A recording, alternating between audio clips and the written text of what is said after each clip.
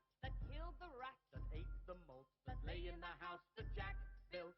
This is the house that Jack built. This is the cow with the crumpled horn, that tossed the dog, that worried the cat, that killed the rat, that ate the malt, that lay in the house that Jack built. This is the house that Jack built. This is the maiden all forlorn, that milked the cow with the crumpled horn, that tossed the dog, that worried the cat, that killed the rat, that ate the malt, that lay in the house that Jack built. This is the house that Jack built. This is the man all tattered and torn, that kissed the maiden all forlorn, that milked the cow with the crumpled horn, that tossed the dog, that worried the cat, that killed the rat, that ate the malt, that lay in the house that Jack built. This is the house that Jack built.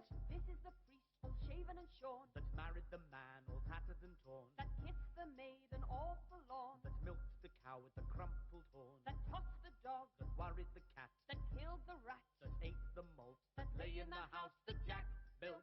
This is the house that Jack built. This is the cock that crowed in the morn, that waked the priest all shaven and shorn, that married the man all tattered and torn, that kissed the maiden all forlorn, that milked the cow with the crumpled horn, that tossed the dog, that worried the cat, that killed the rat, that ate the malt, that lived in the house that Jack built. This is the house that Jack built. This is the farmer sowing his corn, that kept the cock that crowed in the morn, that wakes the priest all shaven and shorn, that married the man all tattered and torn, that kissed the maiden all forlorn, that milked the cow with the crumpled horn, that tossed the dog, that worried the cat, that killed the rat, that ate the malt, that lay in the house that Jack built. This is the house that Jack built.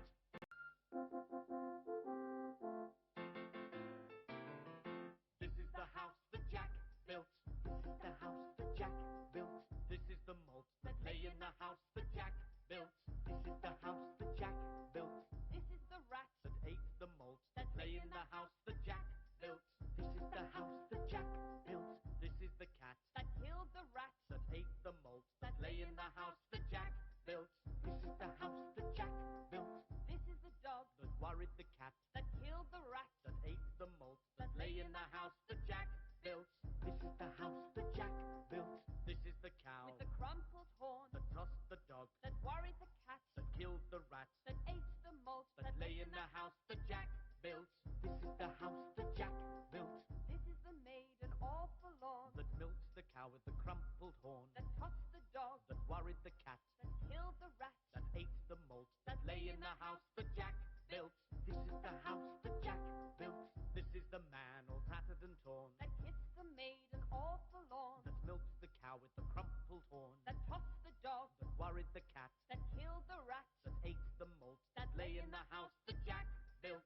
This is the house that Jack built. this is the priest all shaven and shorn, That married the man all tattered and torn, that kissed the maiden all forlorn, that milked the cow with the crumpled horn, that tossed the dog, that worried the cat, that killed the rat, that ate the malt, that lay in the house that Jack built. This is the house that Jack built. This is the cock that crowed in the morn, that waked the priest all shaven and shorn, that married the man all tattered and torn, that kissed the maiden all forlorn, that milked the cow with the crumpled horn, that tossed the dog, that worried the cat, that killed the rat, that ate the malt, that lived in the house that Jack built. This is the house that Jack built. this is the farmer sowing his corn, That kept the cock that crowed in the morn, that wakes the priest all shaven and shorn, that married the man all tattered and torn, that kissed the maiden all forlorn, that milked the cow with the crumpled horn, that tossed the dog, that worried the cat, that killed the rat, that ate the malt, that lay in the house that Jack built. This is the house that Jack built.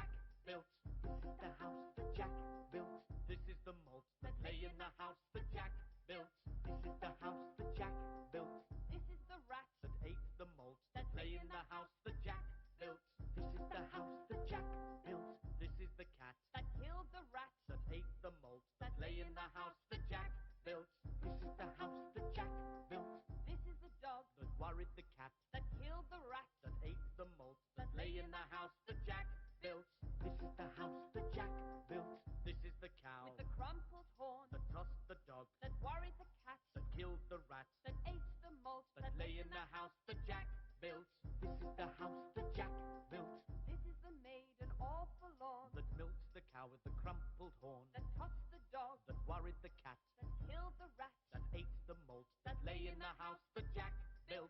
This is the house that Jack built. This is the man all tattered and torn, that kissed the maiden all forlorn, that milked the cow with the crumpled horn, that tossed the dog, that worried the cat, that killed the rat, that ate the malt, that lay in the house that Jack built.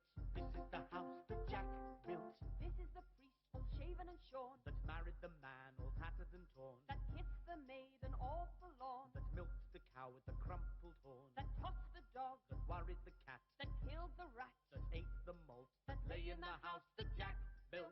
This is the house that Jack built. This is the cock that crowed in the morn, that wakes the priest all shaven and shorn, that married the man all tattered and torn, that kissed the maiden all forlorn, that milked the cow with the crumpled horn, that tossed the dog, that worried the cat, that killed the rat, that ate the malt, that lived in the house that Jack built.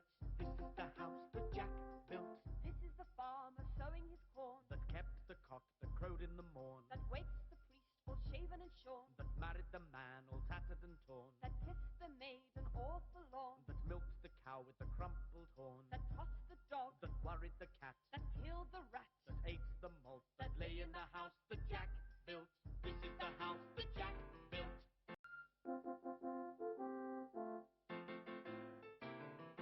This is the house that Jack built. The house that Jack built. This is the malt that lay Sorry, in it the took a house bit. that I was Jack getting built. some tea The house and that Jack built. and taking a piss.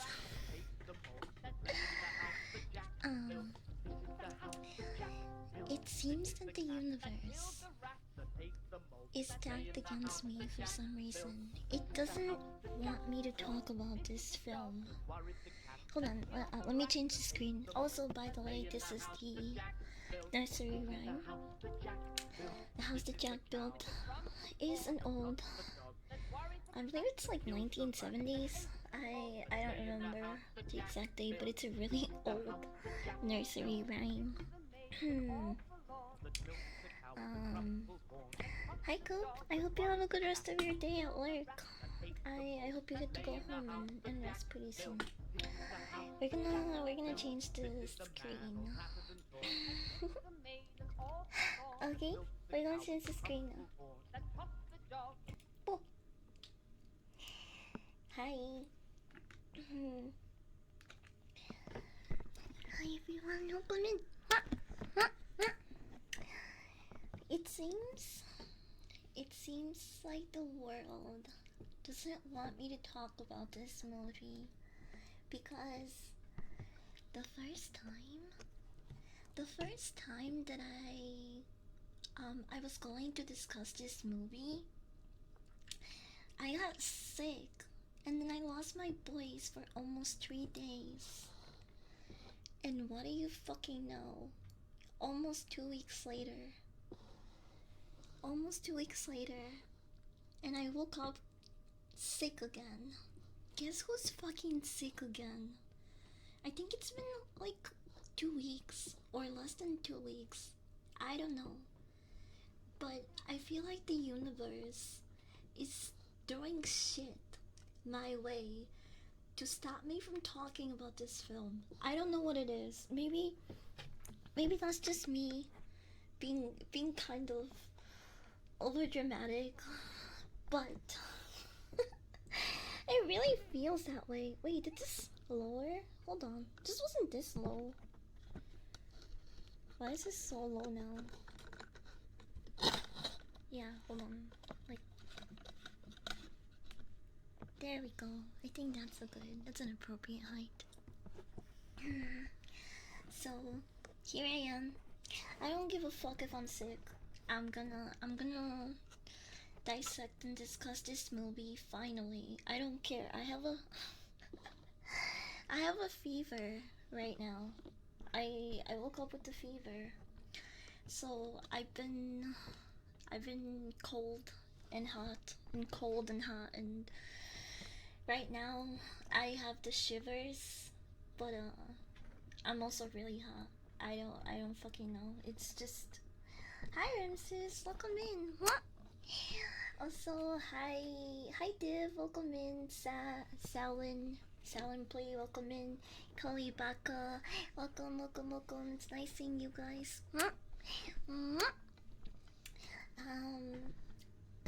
But yeah, I don't fucking know why every time that I want to discuss this movie and show you guys my stupid presentation, I get sick. I don't know. Maybe it's a conspiracy theory. I mean, a conspiracy against Jack. I don't fucking know what it is. But I'm done. I'm done pushing it off. Yesterday, I had to push it off because of my family. My family came to visit me randomly.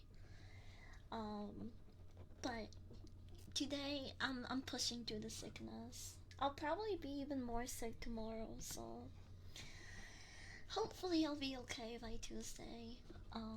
Stans, welcome in. Welcome, welcome. You think it's menopause? I'm too young and fertile for that. And if I had menopause, I wouldn't be getting my period, which I very much am looking forward to, actually. I don't know when menopause will hit, but I am so ready for it. I am so fucking ready for it, bro. Not having to deal with my period sounds not like the worst thing. Hi Shadow, welcome in. Welcome, welcome. Grand Thunder getting down with the sickness. Yeah, that's been me every 2 weeks, literally.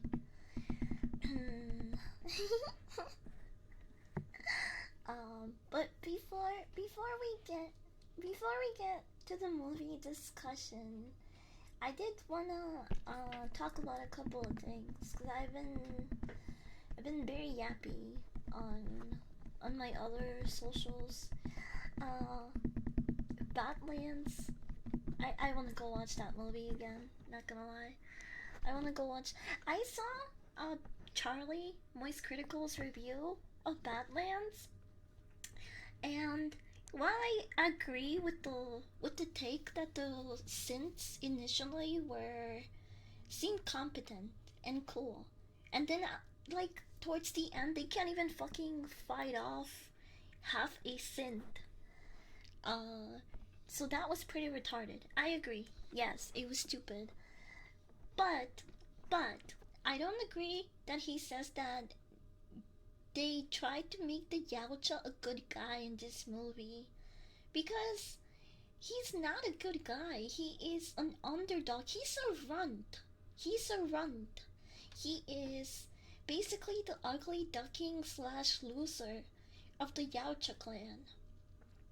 And even throughout his journey, his first hunt, I'm not gonna spoil it. I'm not gonna talk about it in detail. But I just wanted to say why I disagree with his point of view that they're trying to like make the Yaocha seem like a good guy. He even tried to abandon the people that were trying to help him several times. That doesn't seem like a good guy move to me. Yes, towards the end, he is seen as a little bit on the softer side due to the circumstances and like how he built those friendships during the survival and the hunt, blah blah blah. But I still don't think he comes off as the good guy. And also, a lot of people are complaining about Deck's appearance. He is supposed to be a young Yaocha. He's not, and he's a runt. He's at the beginning of the movie. I don't know if this is a spoiler or not. They literally reveal it within the first 5 minutes, and it might be in the trailer. So I don't know, but spoiler warning for this next sentence in case you don't want to get the movie spoiled.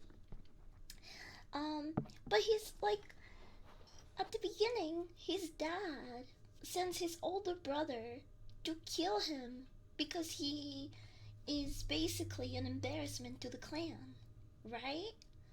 And his older brother, he does look like some of the predators that we've seen in films before. So it's either Deck is much younger, and that's why he looks that way, or it's the fact that he's a runt. You know, like an ugly ducking sort of deal.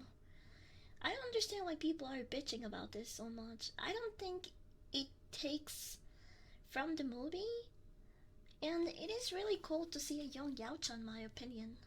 He's supposed to be a teenager, he's not an adult. Bicken-san, welcome in. Welcome. Love you too. Even if you kinda smell. Petruga, welcome in. Welcome. So yeah, I think it's a really good movie. I liked it a lot. You guys should definitely go watch it in theaters if you get the chance to. And that's all I'll say about that for now. That's all I'll say about that for now. I also, unexpectedly, to my surprise, I have very little faith in humanity as a whole, but I have even less faith on Twitter users. Wait, what the hell happened? This mic died. Well, I'm not using it right now, but I just like saw it wasn't on. It kind of creeped me out.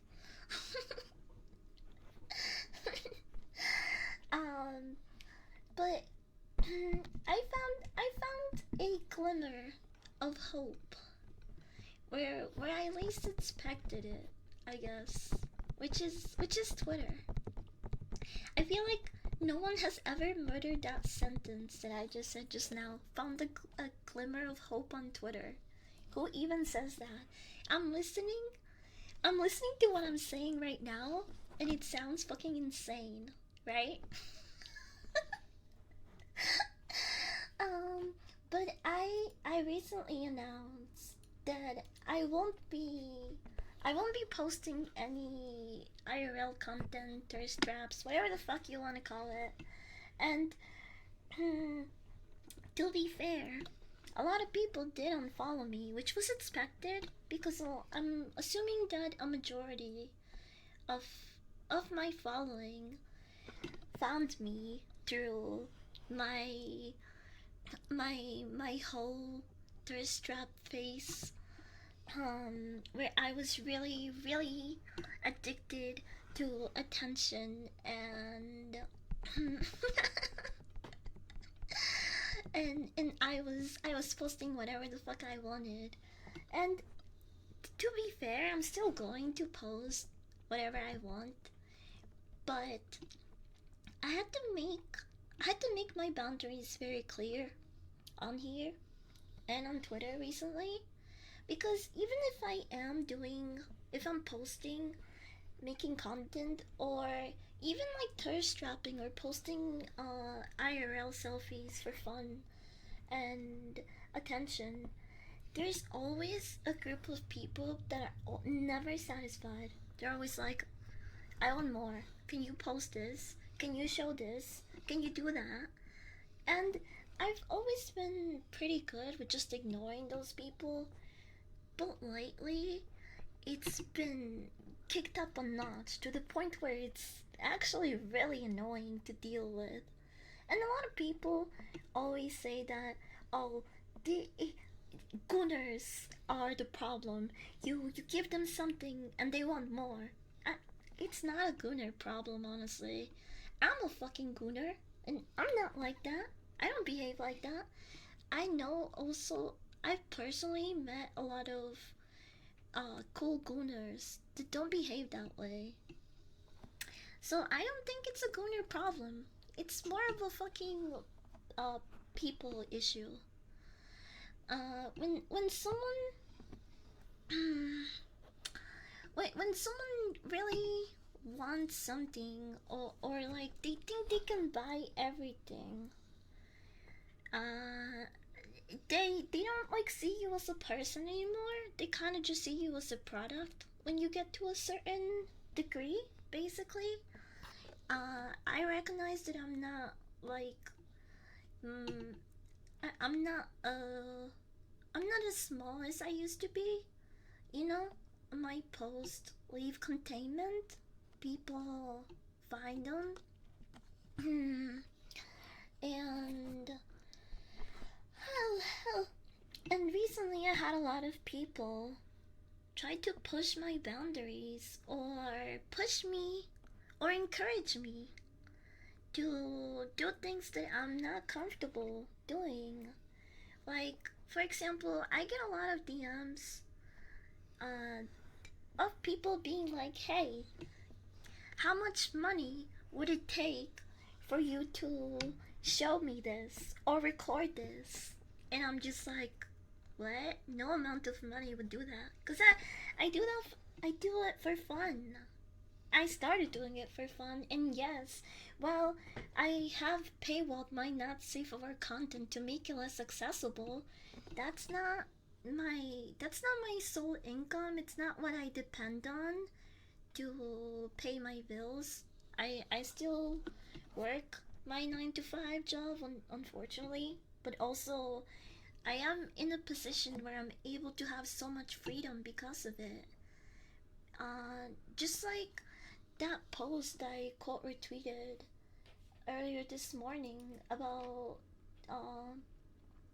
I'm sorry, I will use I don't wanna like purposely misgender them, but it was a little bit confusing at first because they are very female presenting. They straight up present themselves as a woman and feminine, but they use he and him pronouns.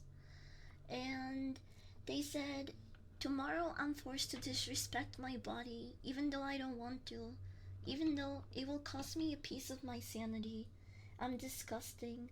I really wish that I could restart my entire life. And I feel bad for this person because it's like I've dabbled myself into not safe for work content, but it was always because I enjoyed it and for fun. And the difference between me and this person might be that they don't have a lot of options to make money. You know what I mean? So to them it's more like a survival thing. And well, I do empathize with that. I feel like at the end of the day, when you are just doing content and things that you don't want for money, people can tell, right? It's very easy to tell that they're like your heart's not into it, and if you're tweeting about being unhappy with it and hating yourself for it, um, it's it, it's going to just keep waiting on you.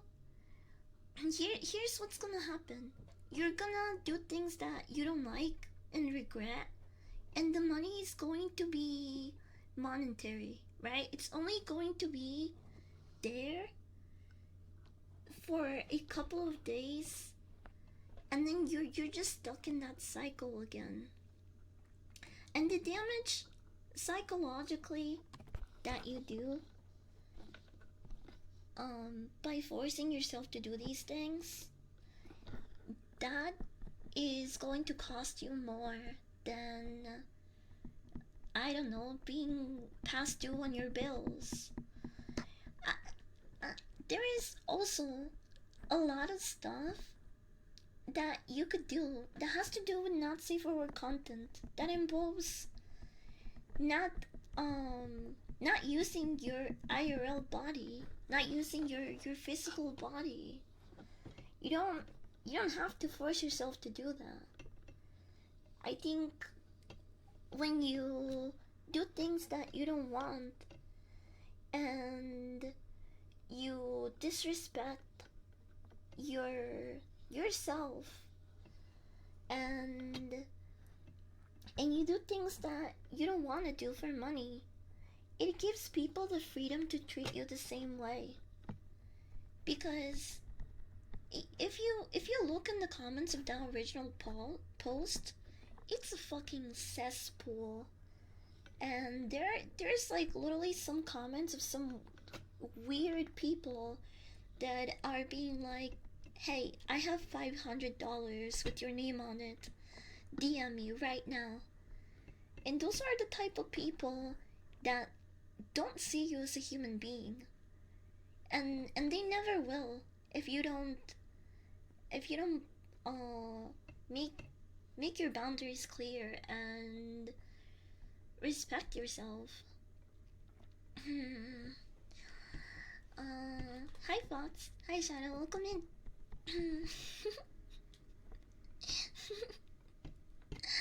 uh, so yeah, I do feel really bad for this person because for them it seems more of like a survival thing. But even under these circumstances, there are better options than to use your IRL body. And I don't want to be this person because I am not trying to like kick them when they're down, but they have masculine pronouns on their bio, but when you go to their profile and look to their media, they're very feminine, female presenting, and women don't realize how much easier they have it in some parts of the internet, in social media specifically. Because men, if you were in the same situation where you are like drowning to make ends meet, you can't just start a fucking Fansly or OF and make money like women can. Let's be real. Can we just I'm not trying to like be an asshole here, but things could be worse. Things could be worse. This person could actually have male autonomy and be a guy, and they would not even be able to make any money off of those websites. And again, there is other options. I think audios, animations, VR chat. There's so many other ways that you can make not safe for work content without having to use your body if it's affecting you so much, psychologically, mentally. This is about the tweet you responded to. Yeah, and that's why I had to make my boundaries really. I had to make my boundaries really known and dial it back with the not safe for work content that I do, because I never want to get to a place where I do feel regret and disgust. I've always any not safe for work stuff that I've done, posted, whether it's an audio, pictures, video, doesn't matter. I've never regretted any of it. I don't think I ever will. I had fun, and it's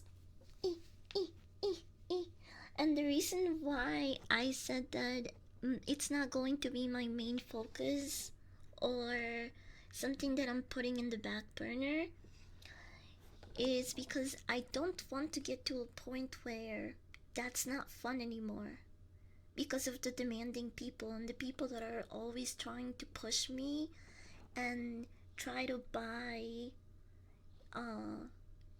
try to buy me, or because I get so many DMs of people being like, hey, how much money would it take you for you to make a custom video or do this and that? And it's just like, yeah, money is nice and all, but if I'm not having fun and I don't want to do that, there's no reason for me to do it, because it's not for me. Like I said, it's not really a survival thing. It's not. I never felt forced to do anything.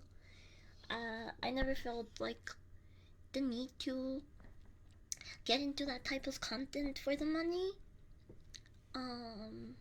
So my situation is a bit different, but my original comment still stands.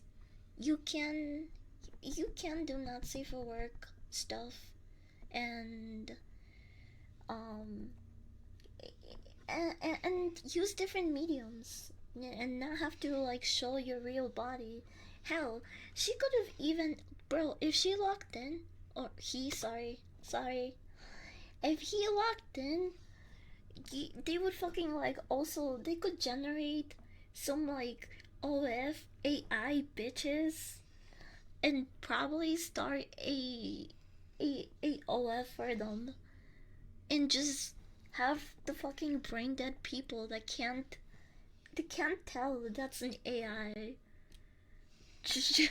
Just pay for that content.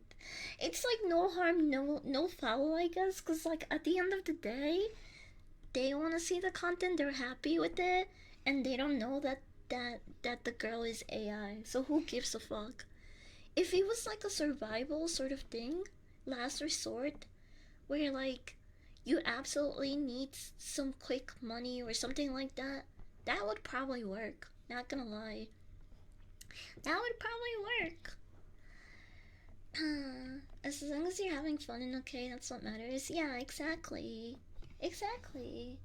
I don't ever want to get to a point where people feel that they can disrespect me and my boundaries, or that uh they can pay for they can pay for me to do things that I don't want to do, basically. Maybe I should look into it. I like having money. You're welcome. You're welcome. Subscribe for more life tips.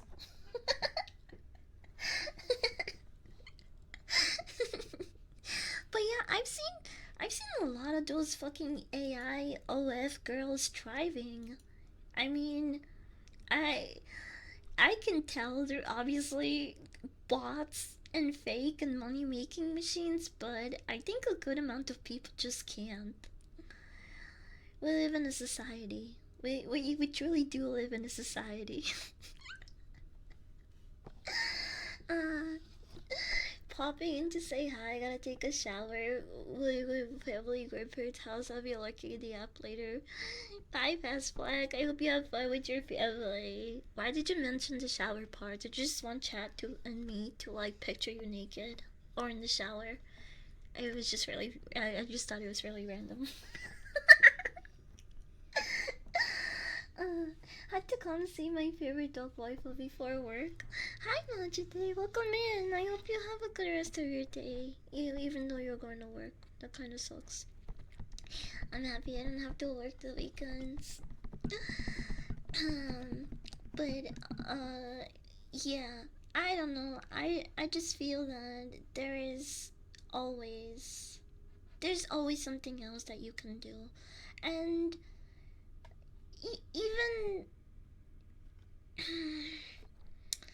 yeah, I'm not gonna talk about this anymore. I think I've made my stand on it pretty clear.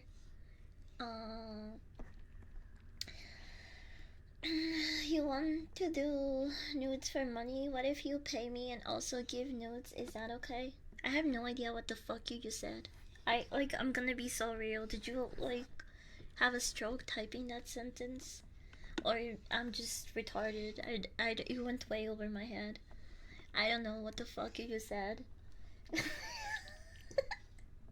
Are you already looking into the AI? Did you start talking like one? Is that what happened? Well, whatever the case might be.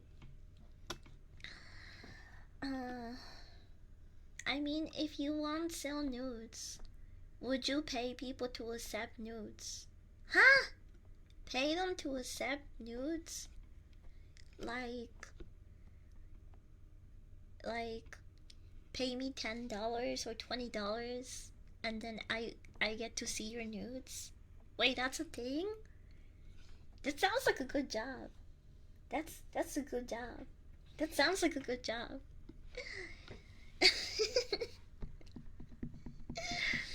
I'm back home. Hi, Coop. Welcome home. I hope you had a good drive on the way back. That's also funny, dude. People do that. from like I get asked for that a lot too. There are some very respectful kunos out there that always are like, "Hey, can I send you a picture of my pee-pee?" I'm like, "No." And then they're like, "Oh, okay. That's okay. That's fine." And I'm like, "Okay. Have a good day."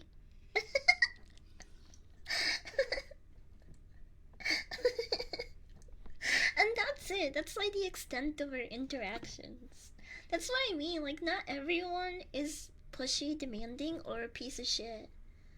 Because there will be people that are like, "Hey, can I pay you $3,000 to ERP in BR chat?" And that's a lot of money. That sounds like good money that someone else could probably put to good use. Because I would probably ruin the BR chat Kuning She's not gonna lie, being really fucking awkward. All their attraction and illusion of me would just go out the window as soon as we're like face to face. They would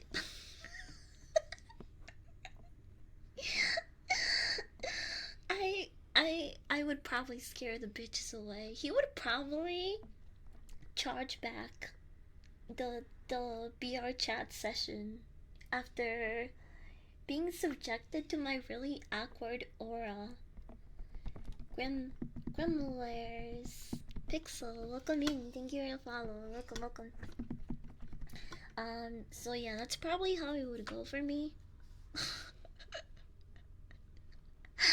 You generally do yourself too little credit because no, I'm not. I'm not talking about myself in like what's it called, self-deprecating way. I'm just telling you what straight up would happen. Like,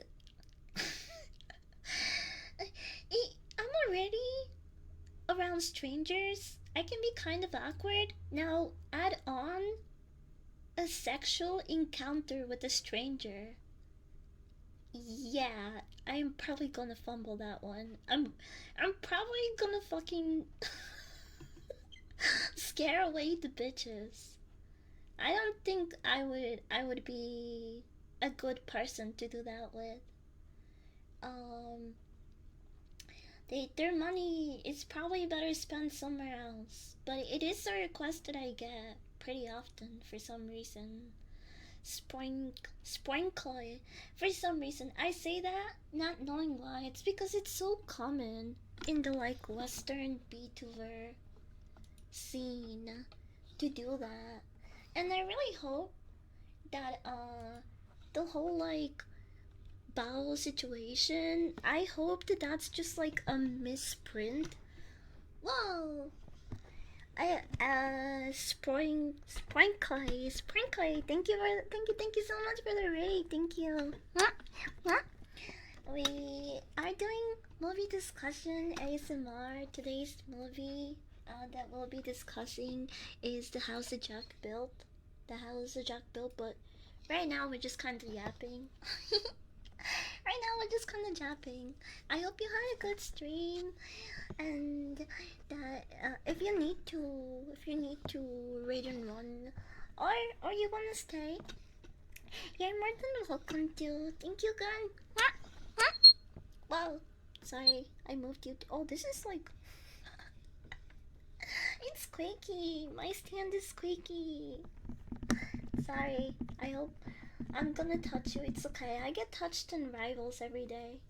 I get touched in Marvel Rivals enough, and I was clean. I was clean for 2.5 days, and I relapsed yesterday night. I started playing again. So, you know, we try again, okay? But I can't. The fucking game has a grip on me. Even if I lose, it's still fun, bro. I went on a losing streak yesterday. I think I lost like 3 matches in a row. It was so bad, bro. It was so bad. Haven't touched Rival since Battlefield. I want to buy Battlefield 6, but I don't know. I'm scared. I don't know what I'm scared of. I'm just scared of like not finding it very fun and then going back to rivals anyway. Cause I'm the type of person that like when I play video games, I kind of hyperfixate in one game for a while, and I'll just ignore everything else. I don't know why I do that, but I'm just scared that if I buy other games right now when I'm still battling a rival's addiction, I might lose interest in those games. mm, but yeah, we were talking about boundaries, not safe for work, BR chat, ERP sessions, and how awkward and how how I would fumble them. And then I mentioned um how normalized everything good. Yeah, we're good. How normalized like one to one ERP or BR chat sessions are in like the Western uh or indie VTuber scene. Which, you know, I, I'm conflicted about those because in one hand it's like, hey, people need to get their bag, and if that's something that's in demand, and certain VTubers are there to meet those demands, then good for them. Everyone wins. But it becomes really normalized to the point where even VTubers that like don't offer those services get asked to do those things. I know I used to get asked that a lot, and I really hope that uh um I I I really hope that this is just a wording, or it's not what I think it is, but the way that it's written here kind of does make it seem like one of those ERP BR chat sessions. um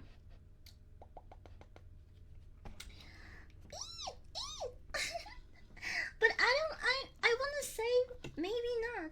Maybe not. Bao is just an example I was using because she's a huge VTuber, right? So for her to have that service in her fancy, I was like, there's no way. She probably doesn't even have time to do that. I want to say that it's just the way that it's worded on her menu. It because if you look at it, it says one exclusive roleplay session each month. And the word that throws me off is the session. Usually people say exclusive roleplay audio, right? But the fact that it has session in there kind of makes it look like it's a more of a personal one-on-one thing, which I hope is not the case, because a VTuber of that caliber being so huge, it's like, bro, you're kind of it's really manipulative, right? For for um for people that are really lonely and like will definitely throw money at you, because they want that exclusivity, I'm assuming it's an audio. I really hope it is, because it's just way too common in like the indie scene. I really do think it's an audio, and maybe it's just the way that she worded it. She should definitely take off like the word session out of out of there because it's a little bit confusing. Hi Mel, welcome in. Welcome. Huh? How the fuck do you make time for 8 months? Yeah, I don't know. Especially as someone as large as Val, yeah. And a lot of people don't even know that, like, a lot of huge creators do not say for work on the side.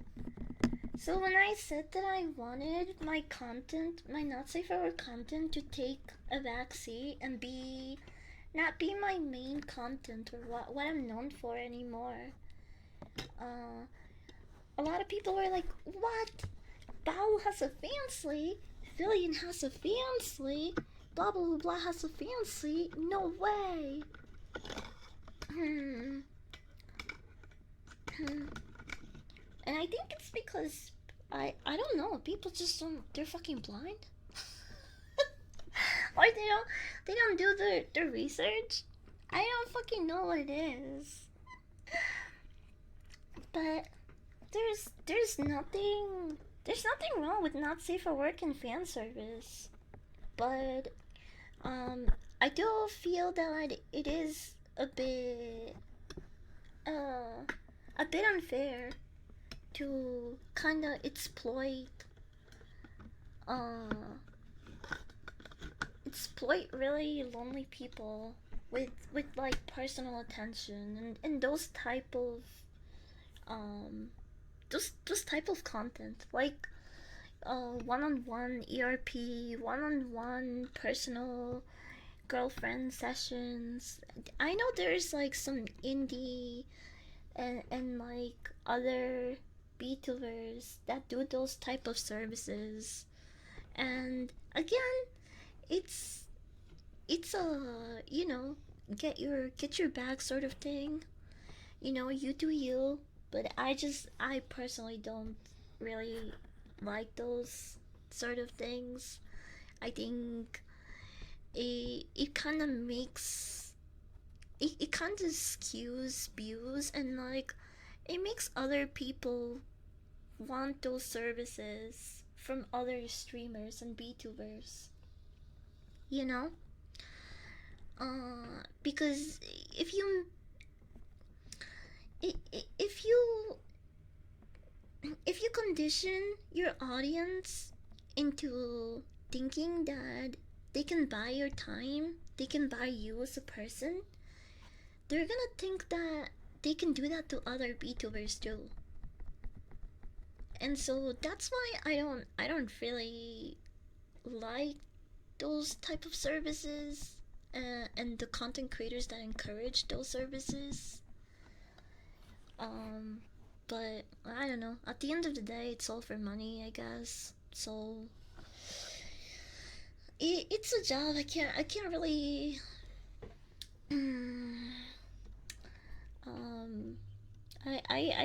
I can't. And it's on demand, so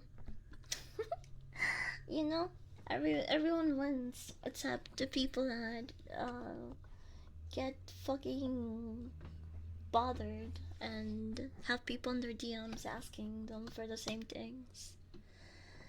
Hi Papa Tutor, welcome in. Welcome. I'm happy that you made a decision that you're happy with. Yeah, I'm really surprised and also thankful. Like, I do really appreciate everyone that was very supportive and understanding, and just like reassured me that they follow me or they are interested in more things than the not safe for work content that I've put out. It does feel really, it feels really good to know that there's a lot of people that have stuck around, even though I lost, like, I don't fucking know. Ever since I made that statement, I probably lost upwards of 200 people. Which is fine, because those people were the type of people that, like, never really saw me as a person, probably just a product or, you know, gooning material. And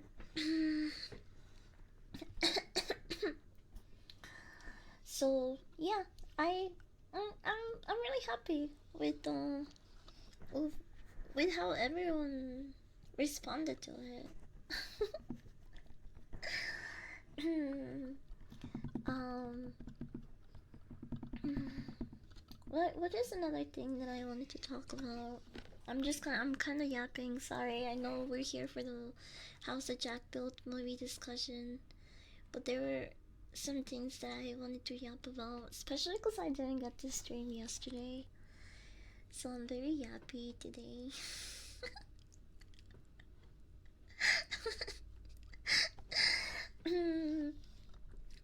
And um that post I replied to about the little retard. Bro, I'm gonna sound like a broken recorder here, but when it comes to people, um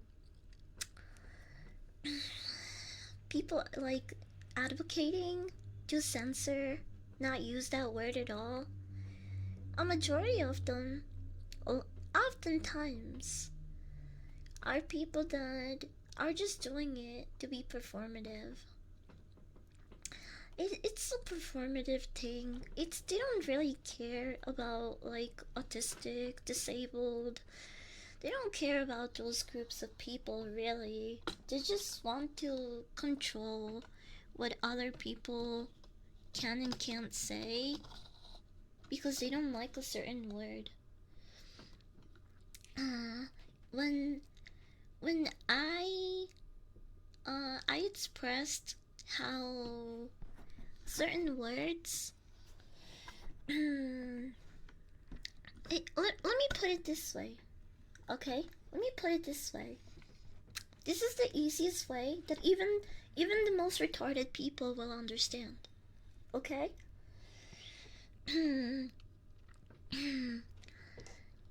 I think, and some people can disagree with me. That's fine.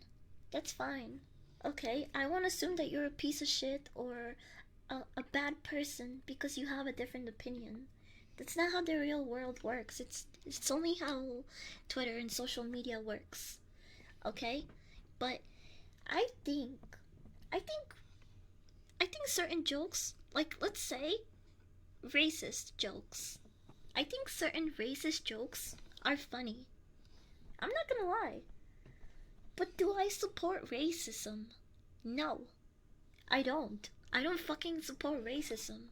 But I'm able to distinguish between a joke and read context and actual, like, genuine hate. Right? Like, would you label every comedian that has said a racist or homophobic joke, or even like a joke about fat people, would you label them as fat phobic or hating? Like, you guys understand what I'm trying to say, right? It's just fucking stupid. People need to police actions and individuals rather than words. Because I think when we censor and ban words and make them quote unquote no words, we're just causing more harm than actually doing any good. And when I expressed how I believe in freedom of speech and we shouldn't censor certain words and instead hold people accountable based on their actions, that wasn't enough for my friends, well, my ex-friends, because they're not my friends anymore. I don't want to have people that I have to prove myself to be a good person superficially, and just because they care about their online reputation. You know what I mean? They're not. So basically, I had another streamer be tell me that, you know, I shouldn't use that word. Uh, it's hurtful, this and that. And I was like, okay, you know, I understand if it bothers you, if it's hurtful to you, I won't use that word around you. That's fine. I'm okay with that. Like I'm not a fucking dick, right? I love dicks, but I'm not one. And so I was like, yeah, no, that's fine. I'll refrain from saying retard around you. And she was like, well, no, that's not enough. You should stop using the word altogether. Because it has a lot of a lot of bad history and blah blah blah. And I was just like, well, that's fucking retarded. I'm not gonna do that. Why would I refrain? Why would I censor myself when you're not even around? Is me, you know, not doing this enough for you? And she fucking went on a tangent, tried to cancel me, tell everyone else that I'm a piece of shit person because I call myself retarded, or I call people retarded and stuff like that. And she got a group of people to basically bully me. Even though I was willing to refrain myself around her out of respect for her, but it wasn't enough. It was, she wanted me to stop using it altogether, and then I had like fucking a band of her friends and a bunch of fucking her friends, and they're dedicated because they're all they were all VTubers, right? So they also had their audience. Their army of simps come and attack me. And you know what's really ironic? You know what's the crazy part, chat?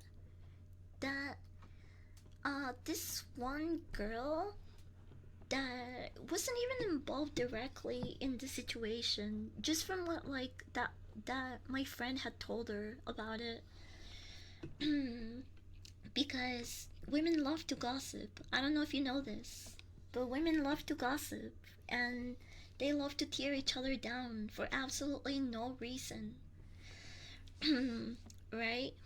And she told a group of girls about it. They tried to like cancel me.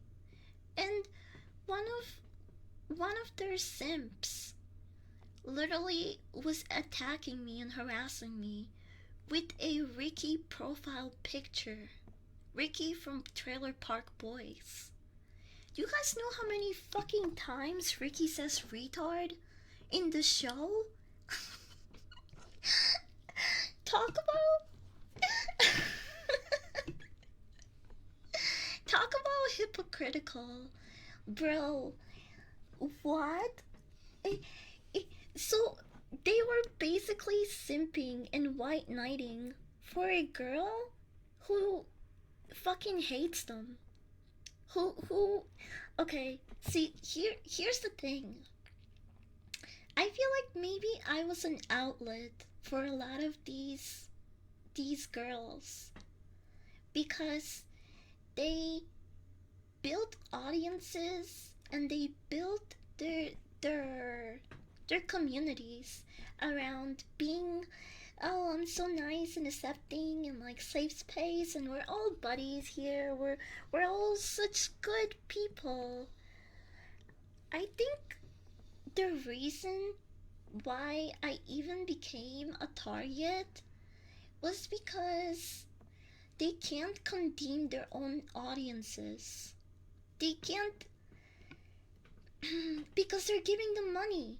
They're paying their bills. They're like fucking buying them all these things.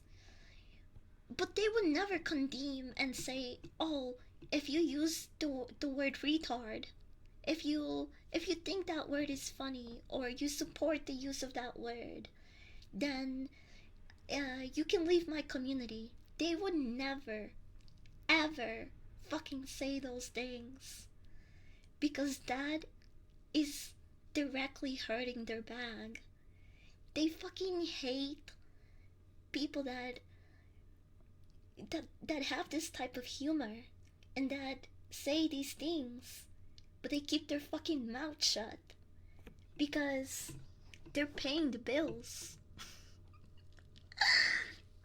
I couldn't believe that, like, there were literally guys harassing me with with a fucking Trailer Park Boys profile picture.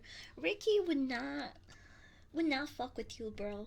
White knighting for some fucking e-whore that probably hates you. I don't know. I don't know how fucking I don't know how fucking down you have to be to end up this way. I don't know. You at that point I'm guessing that those guys also kind of hate themselves to a degree. So yeah, I think they were taking it out on me because it's the type of stuff that they wish they could say to their own audience, but they can't because it would hurt their pockets. I hate people like that. Yeah, and those are the same type of people that like try to label me as racist for making jokes about Mexicans. They just disregard all context and intent just because they don't like the things that you say in the words, and they go on full on fucking uh they go all slur police or censor police on you. It's really fucking retarded. I'm getting paid to look the other way.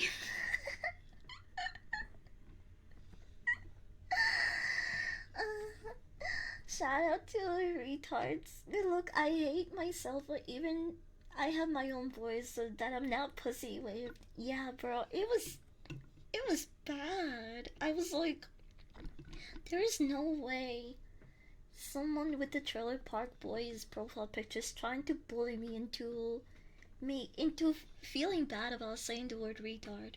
Like, change your profile picture, man. You're a disgrace. This is so embarrassing. All over an e-girl that probably fucking hates you and your sense of humor. It's sad. But yeah, I wanted to yap about all the stuff that I've been I've been posting about and give you guys a little bit more context. And also, a lot of the same people that were like, "Oh my gosh, be such a bad person. She shouldn't use the word retard and this and that." A lot of them stalked me, like hate watched me for some reason. I don't know why. I have no idea why. One of them was like probably watching me so often that the Twitch system, my dashboard would tell me that one of my top viewers is also a streamer. And so I thought that was really fucking creepy, given the fact that like their army of simps tried to fucking harass me and bully me.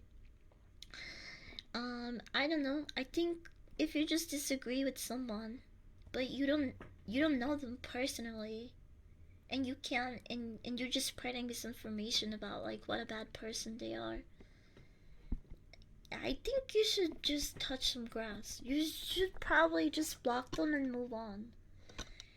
A lot of people in the real world disagree, and they just don't interact with each other. If this girl, if I bothered her so much, why would she constantly come to my streams and watch me? That's that's kind of retarded. It's like touching like a fire, an open fire 3 times. She got burned the first time, and then she just kept fucking doing it. I don't get it. And so because she kept popping up on my top viewers list, I ended up blocking her. And one of my friends sent me a post that she made literally the same day that I blocked her. So she was like actively checking my Twitch, right? Because she tweeted about it the same day that I blocked her. And she was like, oh my gosh, another VTuber blocked me on Twitch because I disagree with her use of the word retard. Jeez. And that's not why I blocked her. I don't give a fuck if she disagrees with what I say. She's not my fucking mother. Why would I give a fuck what some other whore thinks? It it was the stalking that fucking creeped me out, bro.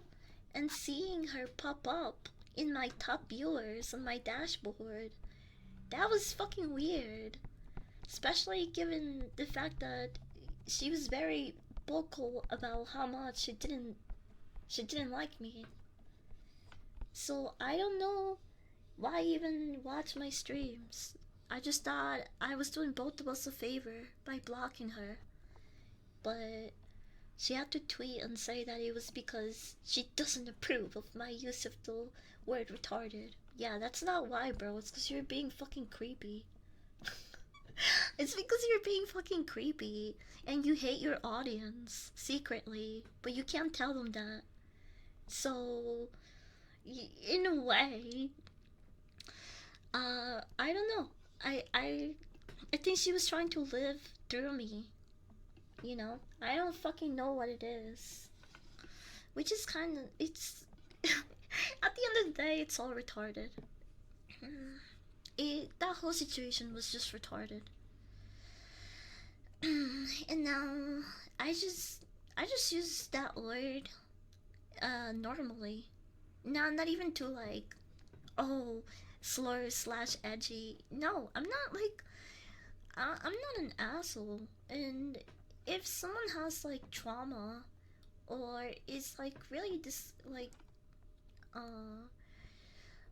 or they're like uncomfortable with my use of that word, I wouldn't use it. As a friend, I wouldn't use it, you know, around them. But if they want to police what I say, even when they're not around, I get the fuck out of here. I don't need friends like that. Because I know what kind of person I am.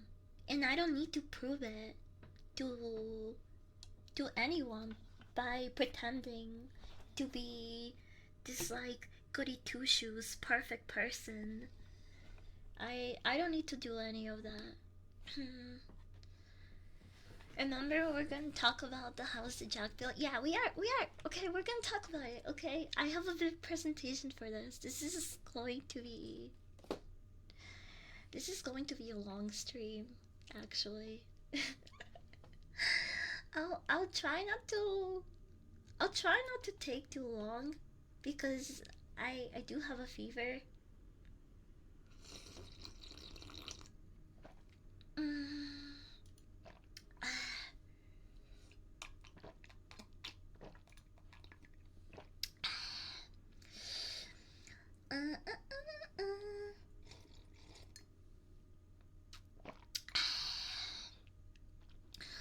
I play Mark's game for her patient. I don't blame her.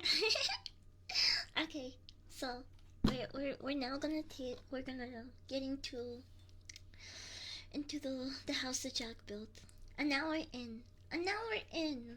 Okay, so for the people actually looking to hear the movie discussion, YouTube, please timestamp this. An hour in. It's when it begins. Okay. I love this movie. Could I just start by saying that I love this movie so much. I recently watched American Psycho, which is a movie that gets compared to this one so much. And while American Psycho reached containment, because even people that are not like into horror, you know, like normies, they know they know American Psycho and they love it. But not a lot of people know about the house that Jack built. Unfortunately. Here we're gonna make this a little bit smaller like that. So we can bring it up. Beep beep beep beep beep beep. Okay. That looks good, right? That looks good. Here, actually let me move the fish game down here. There we go. There we go. But yeah, I would say I do see the similarities. I think American Psycho just not only is it an older film that's based on another even older film, but there's a lot of like good scenes and memeable moments. And I don't think you can really meme a lot of the scenes in this movie. it's more uncomfortable than American Psycho, definitely. So this is my bullshit extra credit slide, you know? This doesn't have anything really, it's just the cover logo.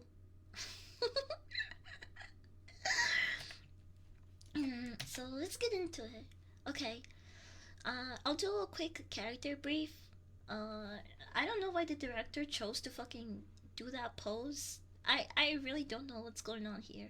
I mean, the victim ones make sense, but like, what is Lars doing there? Damn, he is flexible, bro. So we have our main character, Jack. The woman from the first incident, second incident, third incident, fourth incident, and there is a fifth incident, but it involves several people, and I guess they don't technically die, but I'm still gonna discuss it.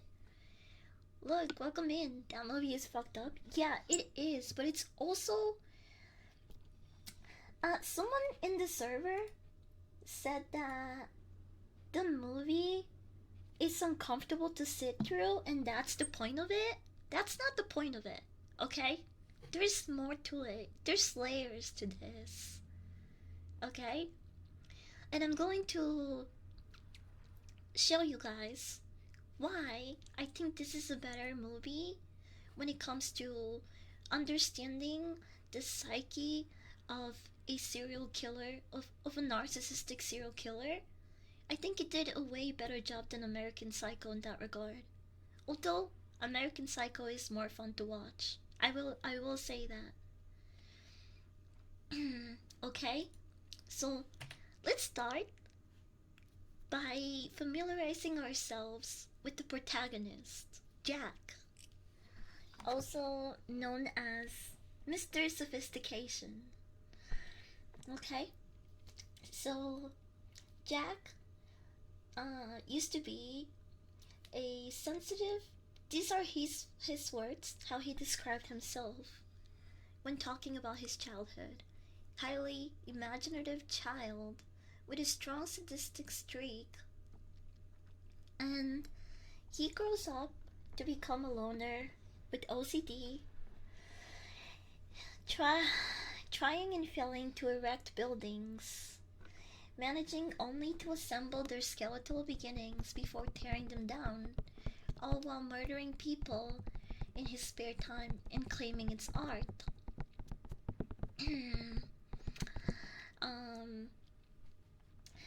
The times that Jack talks about his childhood, he is always on his own. He talks about playing hide and seek in the big cornfields, because he lived pretty much in the middle of nowhere in farmland. So in a lot of these childhood memories and flashbacks that we see, he's always on his own, right? And I wrote here, if a kid with bad impulses and a morbid curiosity has no one around to check and point out his troubling behavior, how can he grow up to see his actions and behavior as wrong? I mean, sure, as adults, we know the difference between good and bad. At least, I would hope so, chat. I would. I would hope some of you know the difference from good and bad. But if you grow up around. If you grow up without having being shown the ropes in regards to morality, would you have a different perspective on life and its surroundings? Just think about it. You know, when we're kids, we are learning of how the world is, what is right, what is wrong. And if you grow up having these sadistic tendencies and you have no parental or like social friendly figures to tell you that that's wrong, how are you ever going to tell the difference? And once you become a full grown adult, by then it would already be too late. You know? There is an argument that all his murders were in his head in American Psycho. Yes, yes, there is. Because at the end, he doesn't even get arrested. And there are things that. Sorry, we're talking about American Psycho now. But this is why I think this is a better movie for people to dissect and get an example of, like. Because for all we know, Patrick Bateman's killings could have all been in his head. And yes, it would still make him crazy technically, but if he never physically acted on those, we can't even label him as a serial killer. Jack is confirmed. His kills are confirmed. His murders were not in his head. Doesn't he get into an argument with someone he killed like an hour later in American Psycho? I don't remember that. I watched it recently. I don't think so. I don't. I might be. I don't know. I might have forgotten that, but I don't think that's what happened. Jack has the dog tag, so to speak. Yeah, he does. He has a dog tags. Jack currently his job, he's an engineer, but he wanted to be an architect. And later on we learned that he also wanted to become a photographer. But his mother steered him towards the more financially solid option. Jack doesn't talk about his childhood and his family much. His mom is only mentioned once, but just by how much Jack resents his profession and how he wasn't able to to follow the artistic and the paths that he wanted, we can assume that he grew up in a controlling environment, right? The type where his mom said, hey, you should do this because he makes money, and that's that. And that's what seemed to have happened here. It says here that Jack, we're doing like a mini character analysis, by the way, just to get us familiarized with the protagonist. Jack believes that the innocent and dangerous beings, such as the lamb and the tiger, were both created by a higher divine being. Therefore, both of these are beautiful, even if one is more ferocious and violent than the other. Art and morality are subjective. In nature, there is no morality. The universe doesn't care whether we kill each other, but we as humans do concern ourselves with these things. And to Jack, destruction is as much of an art form as construction. So now that we've gotten some lore and information about the type of person that Jack is, we can move on with the presentation and the events of the film.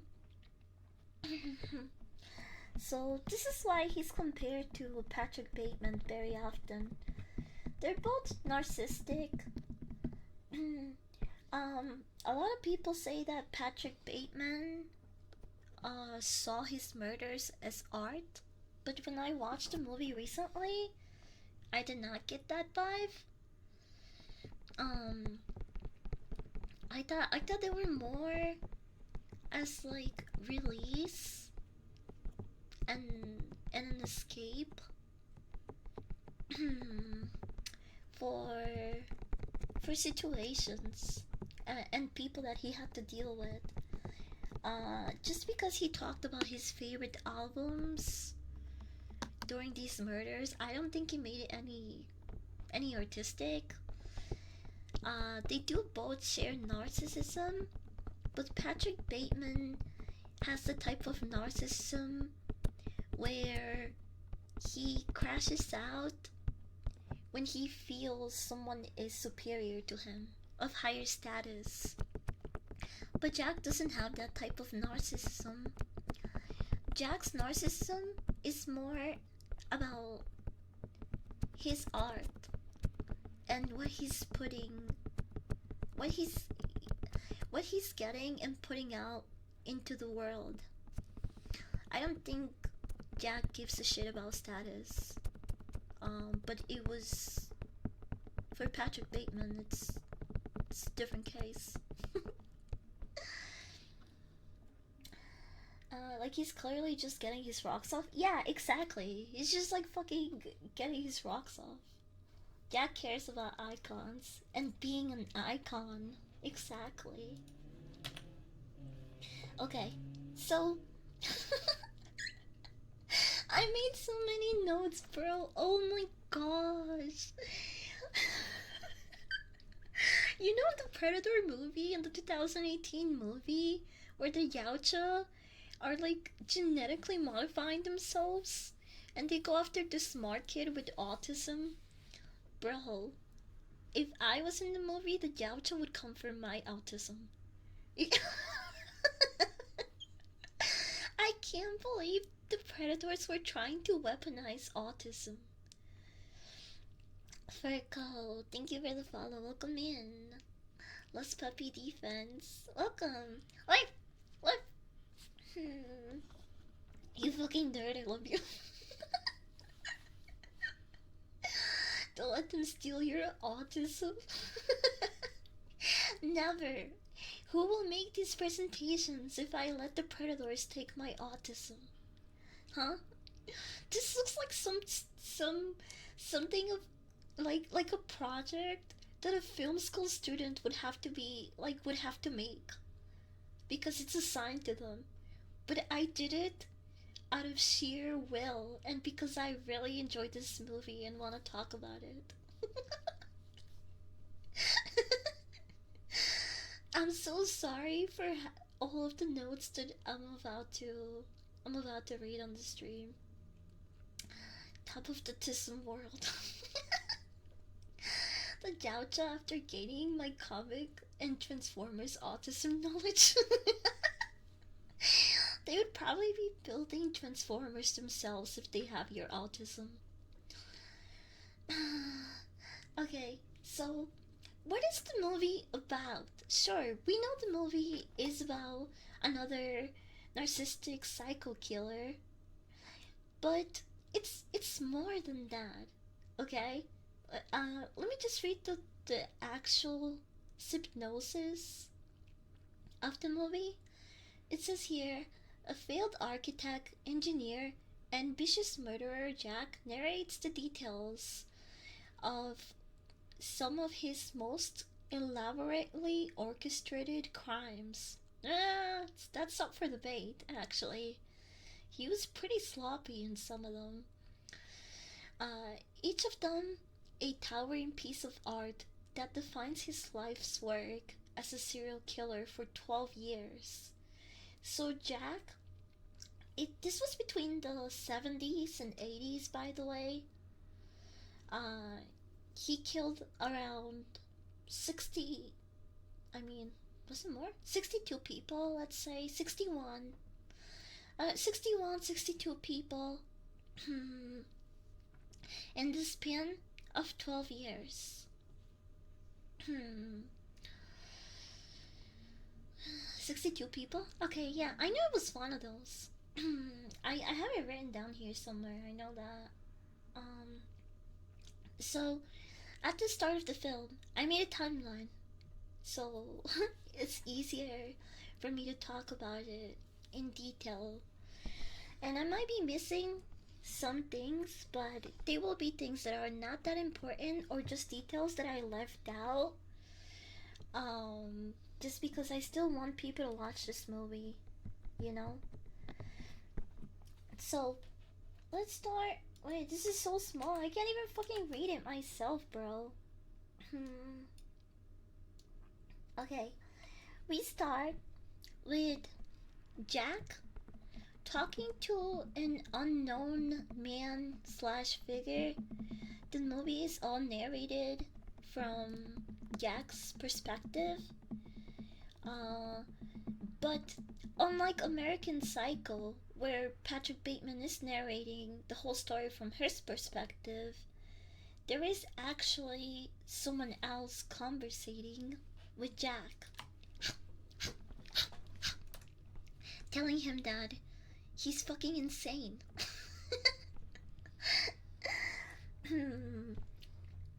And so this is how we know. Well, not the only way, but there's a lot of things that confirm that this is not in Jack's head. All of these incidents did happen. So we're introduced to Jack, who narrates the story from his point of view. He's being questioned by a man also known as Burge. And while they're talking, having this conversation, they have little snippets of Glenn Gould, who plays the piano really good, by the way. I believe it's a German pianist.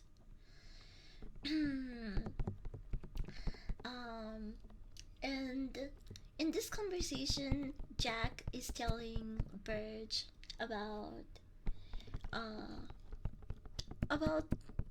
4 specific murders slash incidents, even though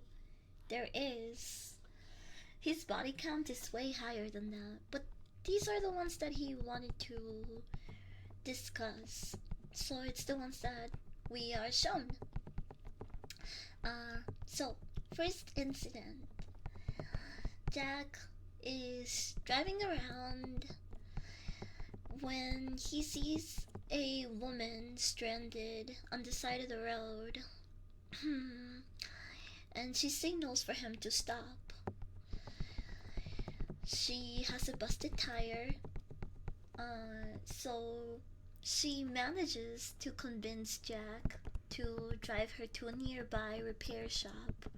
By the way, this woman is very obnoxious and annoying. At the beginning, I think the reason why this woman was so annoying and obnoxious is to like get the crowd warmed up, and also I think compared to all his other murders, this one is the least uncomfortable, because some people could be like, she kind of deserved that. So I think by starting with the character that a lot of people might not particularly be a fan of, is there like gentle way of getting us through these incidents, I guess.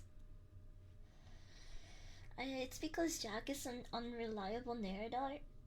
I wouldn't precisely say that. I would say that about Patrick Bateman because no one was there to tell Patrick otherwise. Or be like, you fucking insane, bro. Or contradict him. But with the house that Jack built, Birch was the voice of reason, and he was there contradicting him and telling him why, even though he thinks this is the right path or the right thing to do, that he's fucking insane.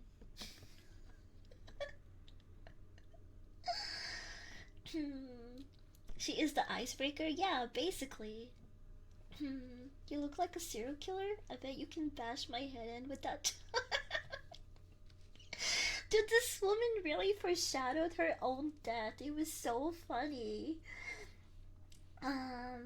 So she drives them to the repair shop, right?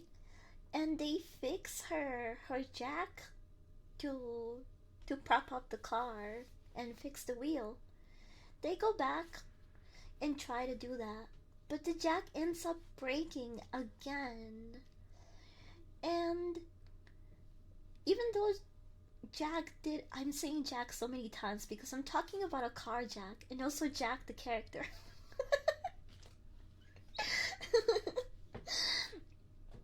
But he did what he could, basically, right? He drove her to the shop. He tried to help her fix the tire, but the jack ended up breaking again. And so he gets in his spin and he's basically like, well, this isn't really my problem anymore. I did what I can. I'm just gonna go home now. And she stops him and she persuades him once again to drive back to the shop and get a different jack. And so on their drive back, she apologizes for an earlier comment that she made towards Jack during their first trip to the shop, where she tells him that he kind of looks like a serial killer. That he kind of looks like a serial killer, and that she usually doesn't ride with strangers, but she's stranded. She also reminds Jack that the shop owner, the repair shop owner, saw them together. So if he did happen to be a serial killer, then he already made a fatal mistake of being spotted in public with his victim. And as she's apologizing for her earlier comment, she says, I'm sorry about calling you a serial killer earlier. She's like, I don't know where that came from, because now that I know you, I know that you're too much of a wimp to be a serial killer. And then she started laughing at him. And this is the moment where Jack takes the car jack and smashes it against her face, obliterating this fucking woman in the driver's seat of his van.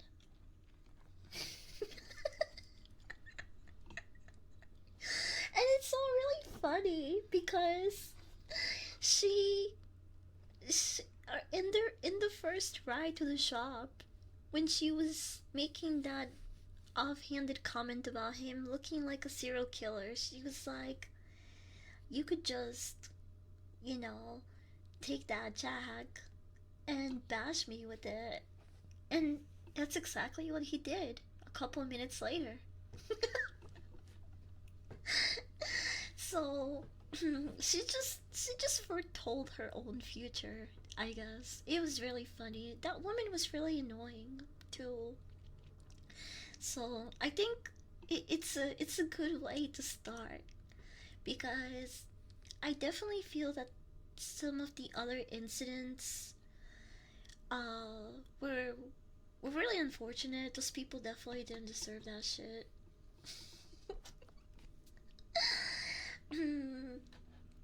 um, we after that we see Jack um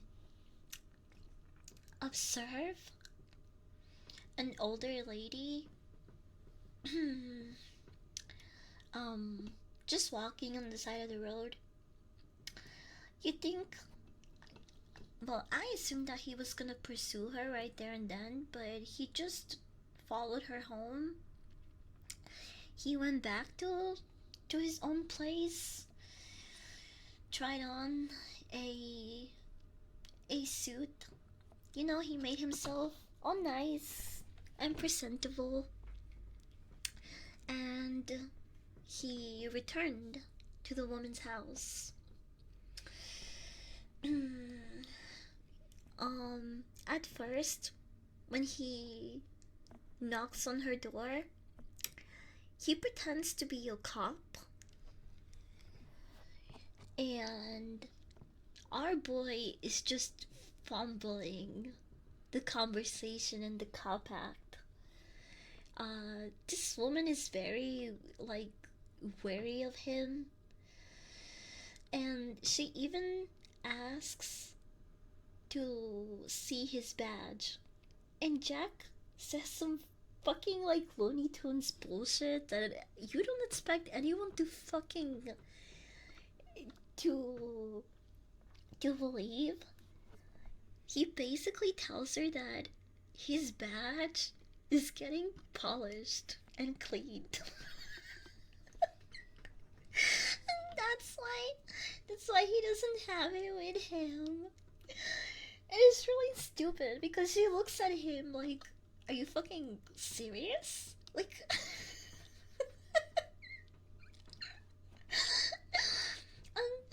it's, you can tell just by her expression that she's not eating it up, right? And moments before she closes the door on him, Jack catches a glimpse of what looks like a death certificate,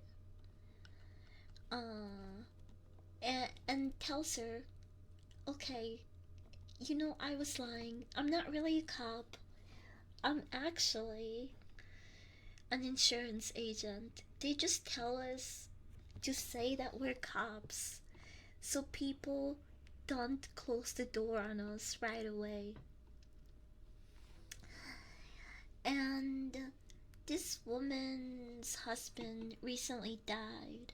And now that Jack had this information, he uses this to to manipulate her and entice her with more money. He tells her, but yeah, well, since I'm an insurance agent, I know that I can double your pension and get you more money.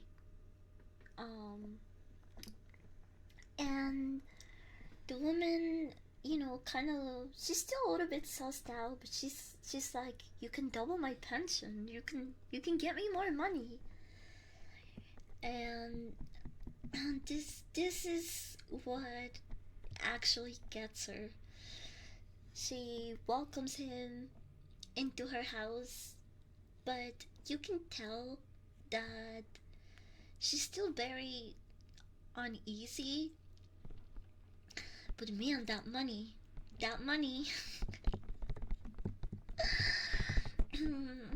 And before she's able to do anything else, Jack attacks her, he tries to choke her out, but he fails to do this the first time and kind of leaves her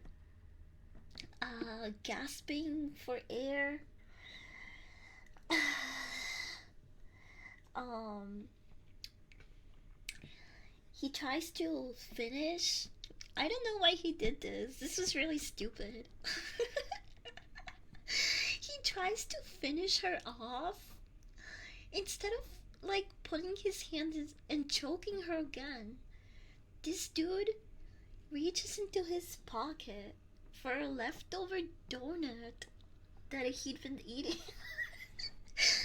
And he shoves it down her throat. He like shoves it in her mouth and tries to choke her with the donut to death. What the fuck, bro? Just he is so sloppy at the beginning. He after after realizing that this is not working and now the woman is just gasping for air while also choking on a donut, he grabs one of her pillows and suffocates her with it. And that finally does the job. Sounds like how Homer Simpson would kill you. Suffocation by donuts. Yeah, probably. So Jack then drags her corpse to futon. No, it's not a futon. It's like those armchairs, those big living room chairs. Oh my gosh, I need a burp. Yeah. My bad. Hi Snowy, welcome in.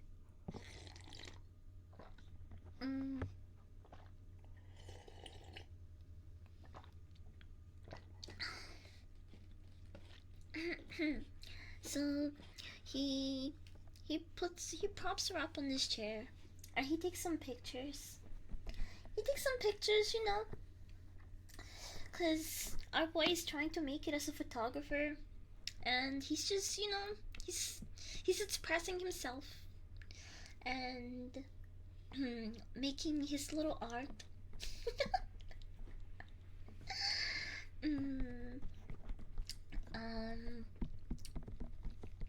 So, in this incident, they show us how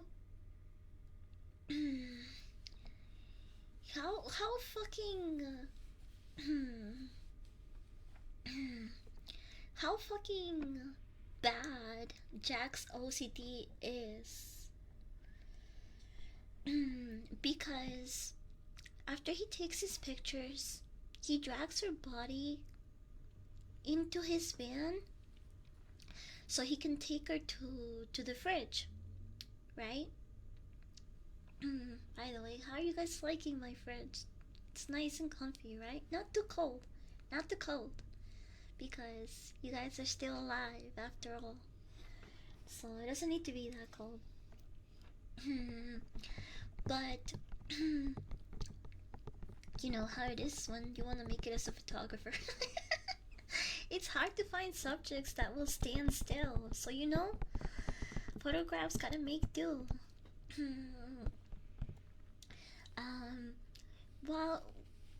While he's in his van about to leave the crime scene, his OCD keeps making him go back to the house and clean up, because every time he's about to press the gas and fucking leave, he pictures the police coming into the house and finding a stain, or yeah, it was like really irrational places too, because first he pictured a blood splatter under the carpet, which, okay, I can understand that one because she literally died in front of the, like, on top of the carpet. The second time he went back into the house was because he imagined the cops would hold up a painting on the wall and find blood splatter behind it, which made no sense whatsoever because it was never that messy. There was no way the blood could fly all the way up there to begin with. But he goes back into the house and he cleans it anyway. He does this 3 times. And the time where it seems that he's going back for a 4th time, he sees a cop car approaching the residence, and this prompts him to go to take out her corpse from his van and fucking throw it onto the woods. So he throws her corpse onto the woods and gets back into his van just in time when the cop arrives and questions him. He tries to bullshit his way out of it and saying that he was a friend of Claire, the lady that he just tossed into the woods. And he told the cop that Claire actually hasn't opened the door and he's been waiting outside for like an hour now. So the cops should go inside and start looking for clues to where Claire might be. And Jack tries to quote unquote help him, but he more so ends up annoying the cop, and the cop tells him, hey, this might be a possible crime scene now, so you need to like get the fuck out, bro. Just let me do my job. Stop talking. You're just like being obnoxious. Get out of here. And so while the cop is inside the house, Jack makes a run for it. He gets a rope from his van. He ties the Claire's corpse to the back of his van and he drives off, leaving a huge trail of blood along the way. And I was like, oh fuck, they're gonna catch him now, right? Cause like there's no way, like yeah, he got away right now, but there's literally a blood trail because she's dragging her corpse across the road and it's just fucking disintegrating with the friction. It looks gruesome.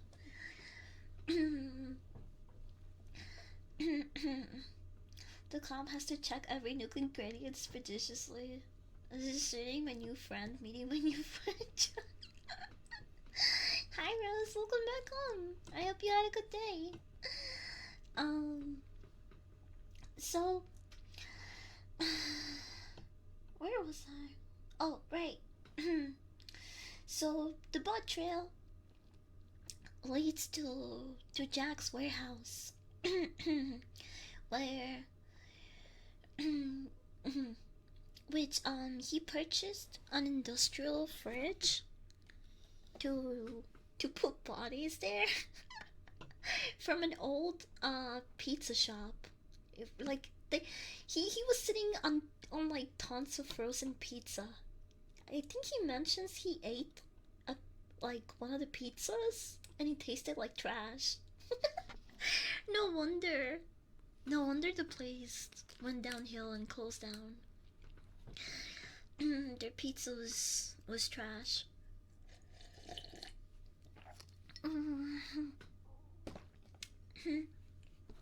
So once Jack arrives to the warehouse,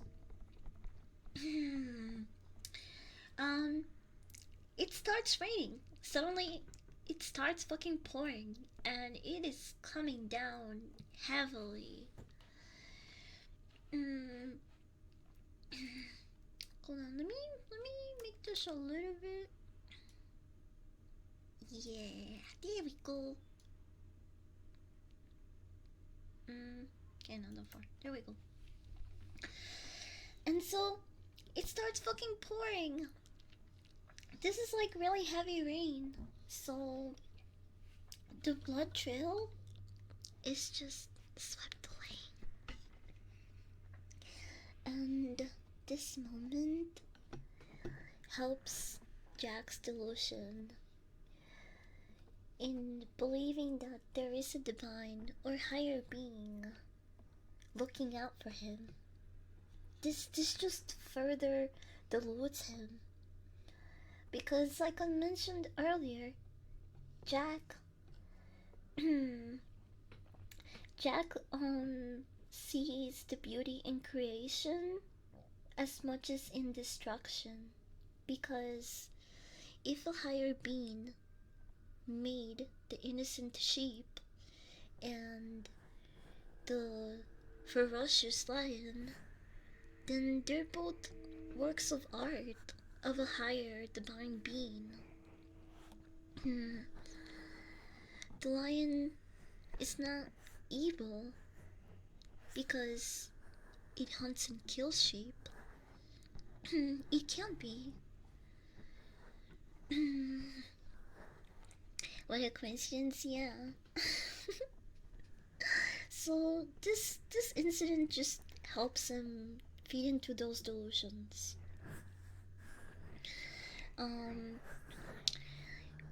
After this, we see Jack, and this doesn't even count as a third incident because we just go from this random woman being killed to another scene where Jack is hanging out with the woman that he calls his girlfriend.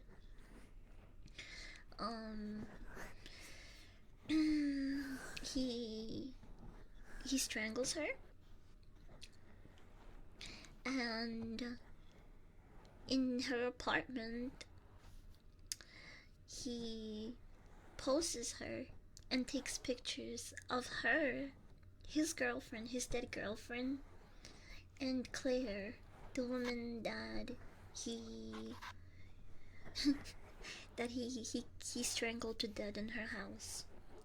So he like poses them on a couch and takes pictures. You can't really see it, the picture's too small, but you see the newspaper on the right side. That's the picture that he took and he sent to the local newspaper. It's funny he put it on the wall. I guess he was really proud of it. Which makes sense. So this picture that he takes, he mails to the local newspaper or whatever, and he calls it art by Mr. Sophistication. And this is when we learn that he calls himself this, and it's kind of like, I wouldn't say like, it's the way that he talks about Mr. Sophistication is as he is an alter ego while also being an extension of Jack. Because it's not like I mean, he is mentally unwell, psychotic and narcissistic, but I don't believe that he thought Mr. Sophisticated was another person. But more like, an extension of him and what he wanted to be known as. So this was his art, the dead people. And his artist name was Mr. Sophistication. That's I guess like the most simple way to explain it.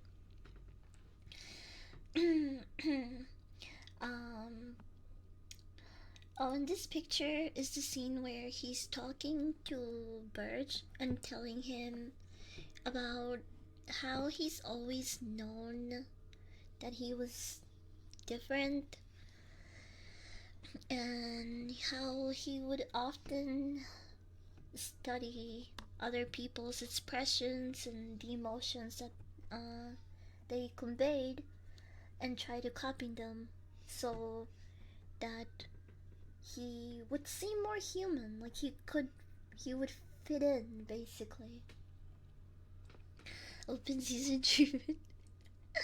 wait. Okay, so that concludes the first and second incident. And by this time, we've already seen Jack kill 3 people. Even though his body count is much higher than that, but again, he only talks about a couple of these incidents. So we're moving to incident number 3. Okay? In this scene, I I love how it's just like right to the point. Especially when it comes to like the relationships that Jack has. They don't drag out the movie by showing you how Jack built those relationships. It just fucking cuts to the point, man. He now has a different girlfriend, and in this scene, he's taking her and her 2 sons out hunting. Jack tells Burge that he was trying to live a normal life with the girlfriend and her 2 sons, George and Grumpy, who are ages about 8 and 11.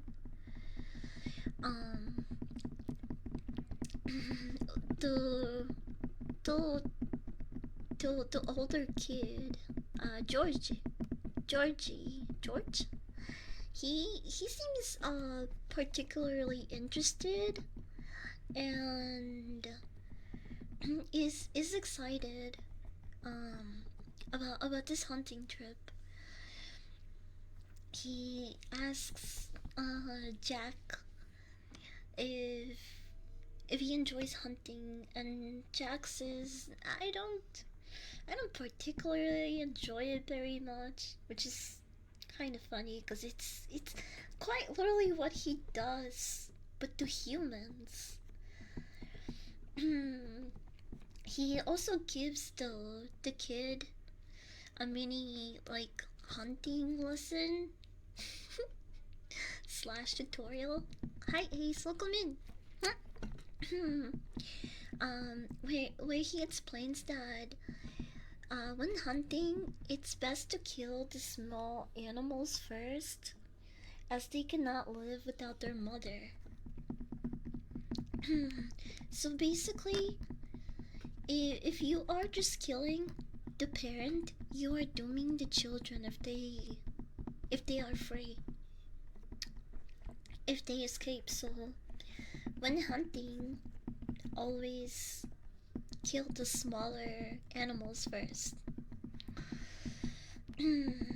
And yes, this is also foreshadowing, which for one of the most, I think this incident in particularly is one of the hardest to watch. Just because even in the horror genre, we don't really see the harming of children. I think a lot of those scenes are very hard to watch, and this one is no different, and it doesn't fucking hold back any punches, that's for sure.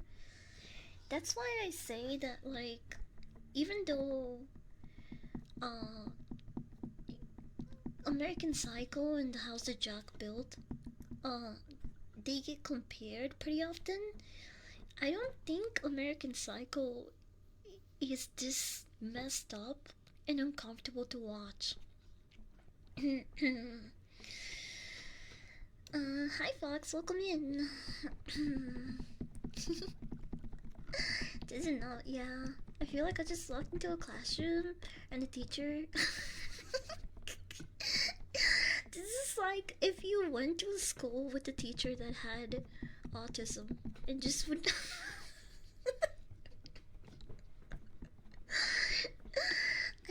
And was really addicted to Dr. Pepper.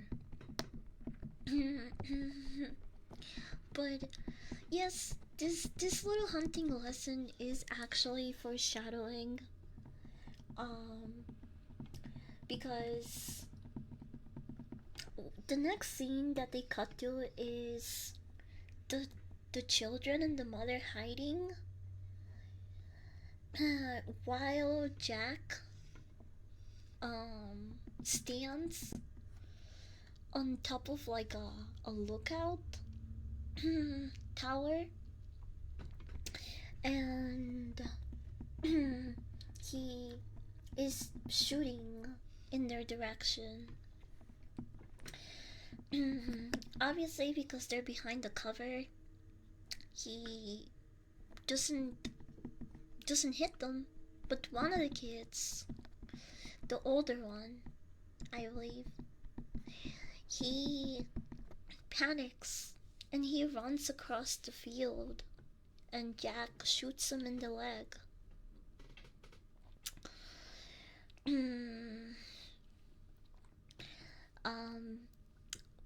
The mom, seeing this, runs to her child in hysterics, and the younger brother is watching from a distance. While he peeks his head out, Jack headshots him, basically killing both of the children and sparing the mother. Well, for now.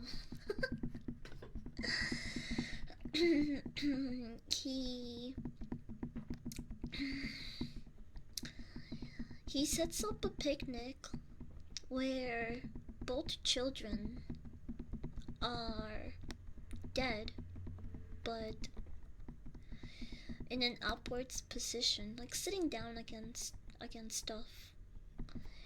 And Jack tells her,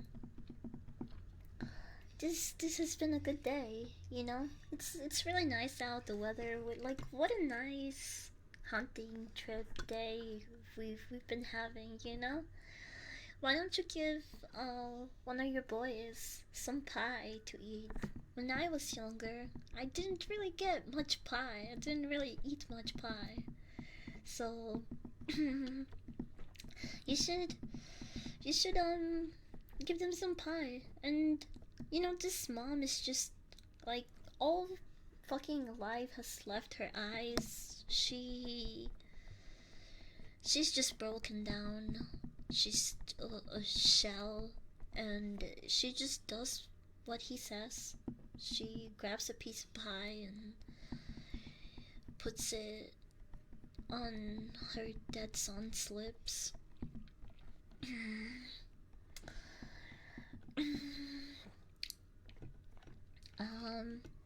Jack then tells her to pick a number. Pick a number, chat. Everyone has a favorite number, right? What is your favorite number, chat? I think for me, 7. I think for me, 7. Katsuman, I joined for ASMR. What is this traumatizing ass story? I mean, this is movie talk ASMR. Read the title.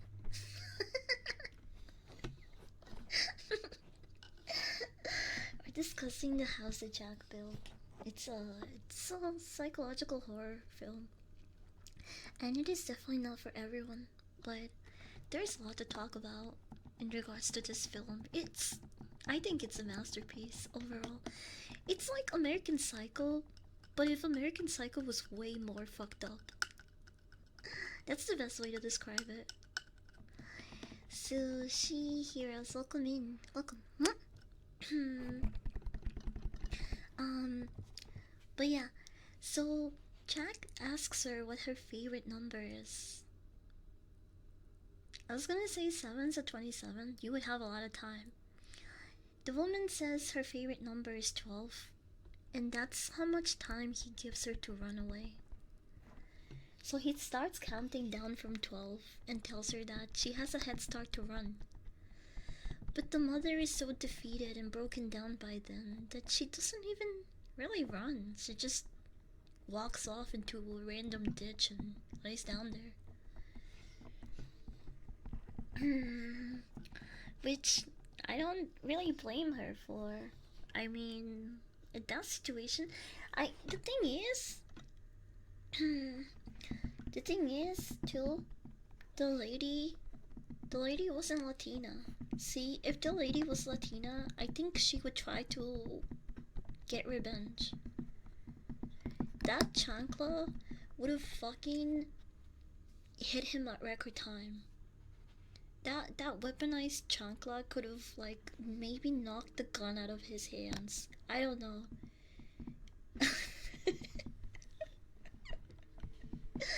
Hey, I'm just saying, if that was me,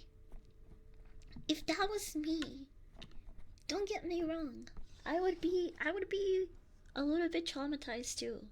I would have been traumatized to a degree, but I think at the time, my anger and the need for vengeance would override the traumatic shock of being, like, immobile. Of being paralyzed. And then after I attempt, whether I succeed or not, I don't know. But I think after attempting to kill Jack, that's when the shock would come in. I think that's when the shock would hit for me. Listen, I grew up being pretty much raised as a man. I know how to shove my emotions down and just let them come at me on a random Tuesday night before I go to sleep. I don't have to process them right there. Okay, I could do it after the fact. I've been doing that my whole life. So this would be no different. Cause I'm Batman. Weaponize your autism. I would have lost myself to rage and shock. Yeah. Hey, but at least then I feel like rage is a good response in this situation. Because at least you're trying to do something. You know? So, Jack finds her, in a ditch and just shoots her, taking out all of them. He builds a trophy parade, which is something that hunters do to showcase all of their kills at the end of a long day hunting. And he does the same thing to this family by laying them out there with...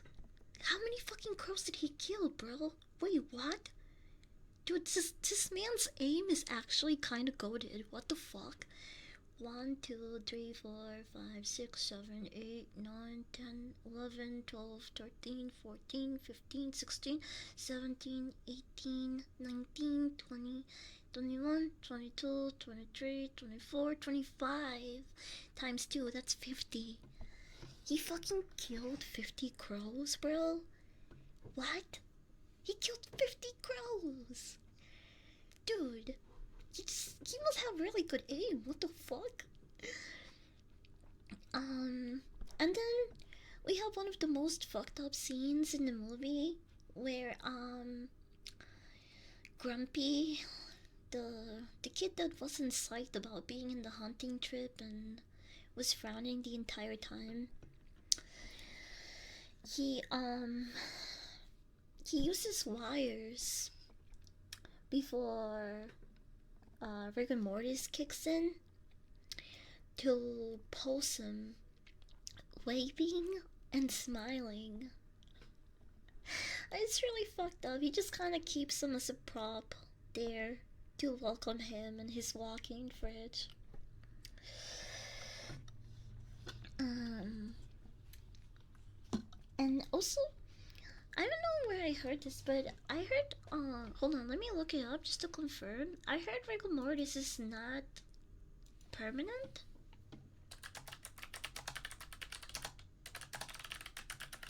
I heard it was temporary. Oh, see? Post-mortem condition where the body's muscles stiffen due to chemical changes after death. The stiffness eventually goes away as the body's tissue begin to break down through decomposition.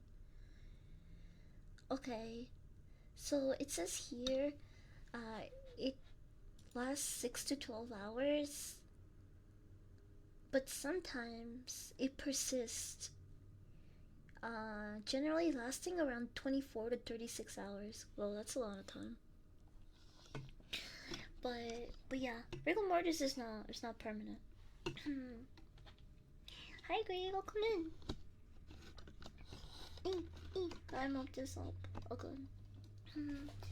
Drew Hathaway, essentially. Yeah, that makes sense. My big black daddy redeemed Stretch.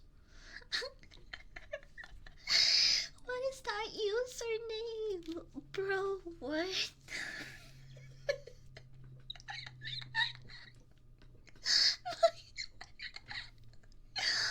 What is wrong with you, chat? What is... you guys, some of you guys might be a little bit more twisted than Jack. I'm kidding. I don't know. I don't think Black Daddy is even as threatening as this man, actually.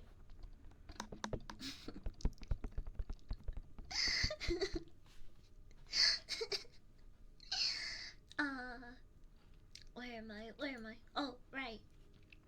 Okay, so moving on. I'm so sorry. So many fucking notes, bro. Here's the quote that I brought up the other day when we were talking about we were talking about all the man hate. And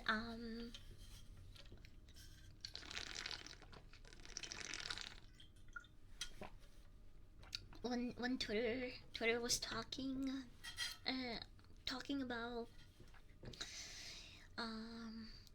how women love to farm men for emotional and financial support, but men can't really get away with that.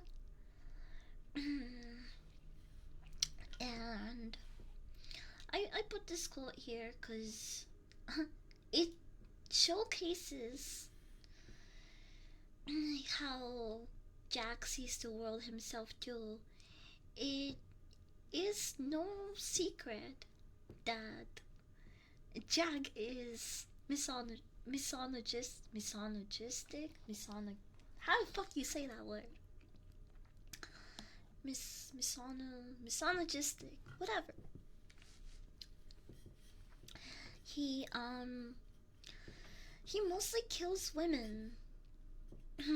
Right? And he tells Burge that women are just easier to work with. Misogynistic. Yeah, you guys know what I'm trying to say. He's that. So he says, if one is so unfortunate as to have been born male, then you're also born guilty. Think of the injustice in that.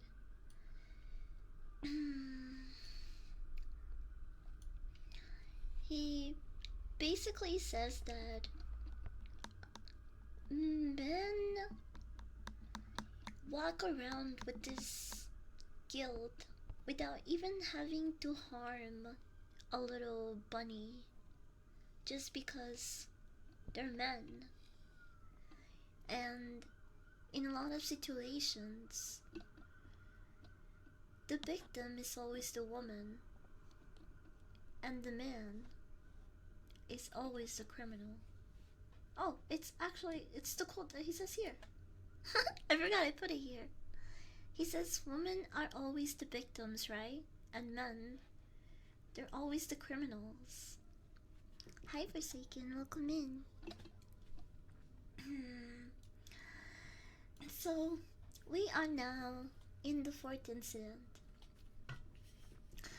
We are introduced to a second girlfriend, Jacqueline.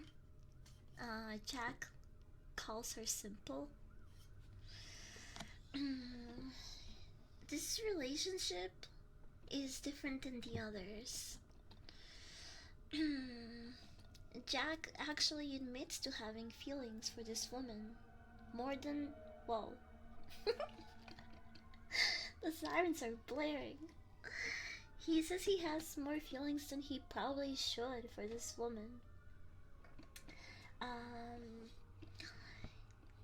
And he presented himself in a different manner than to his other victims. He actually wore a crutch and limped around when he first met Simple. So he wanted to seem harmless. What did you do? I don't know. Maybe it's just people with their sucky driving. That's usually what the case is, cause we have a lot of New Yorkers. We have a lot of, I'm like really close to New York, so we have a lot of New Yorkers commute and live here, and they don't. I'm sorry if there's any New Yorkers in chat, but you guys do not know how to fucking drive. You drive like shit, bro. And every time that I'm behind someone that's doing some fuck shit, 5 times, like, no, 4 times out of 5, they have fucking New York City plates. So I'm just gonna start blaming the New Yorkers for everything. It's the fucking New Yorkers, I bet. But yeah, in this scene, we see Simple. She's having sort of a meltdown, and Jack tries to calm her down. He gives her a wired phone, and he locks himself in the room next door, and then calls her on the phone, and they talk there. You know, it's like it's one of those things that just seem to work for a lot of people when they don't want to, like, they need someone to talk to, but they feel uncomfortable or don't want to talk to someone face to face. Just like internet animosity makes a lot of people say whatever they want because they have that on the, you know, animosity. So it's easier to talk and just say whatever the fuck you want to say. So he's like, he pulls out the therapist move and calls her from the other room, and he's like, hey, you know, talk to me now. She tells him that she's so much to handle, and she feels that Jack is going to leave her. Riz Kim, thank you for the follow. Welcome in. Jack reassures her that this is not the case and he's not going to leave her. In the next scene, they like, you know, talk and they hash it out, and then the next scene they're all happy, they're drunk, they're dancing, having a good time, just, you know, being drunk retards, and just you know, talking and having fun in the apartment. Jack then asks her, what's the difference between a lion and a tiger? And she says, well, I think she says the lion lives in Africa. I forgot what her response was. She says something like that.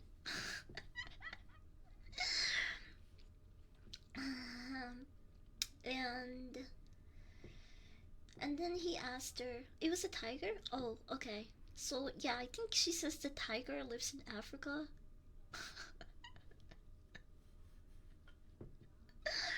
Did she say one has stripes? No, she should have. That would have been an even better response than the tiger lives in Africa. Like, what the fuck is she talking about?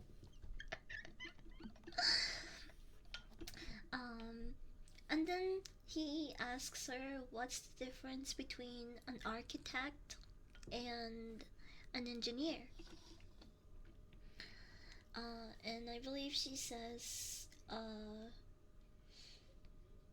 one of them draws houses and the other one makes them.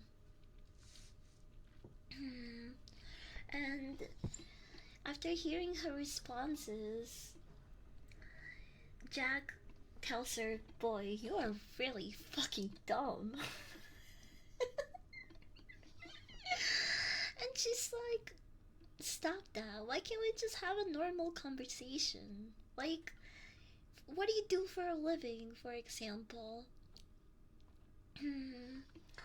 And he goes, I've killed 60 people.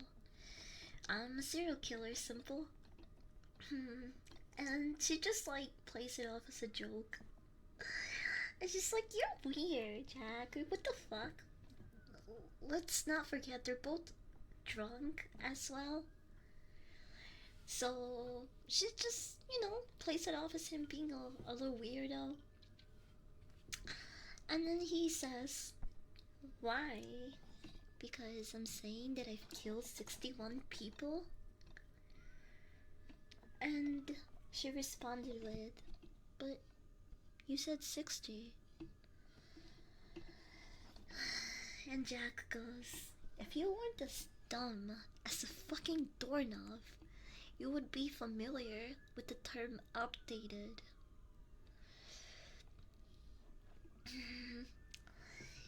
And it doesn't, like, this woman might actually be really fucking dumb because it doesn't even click there.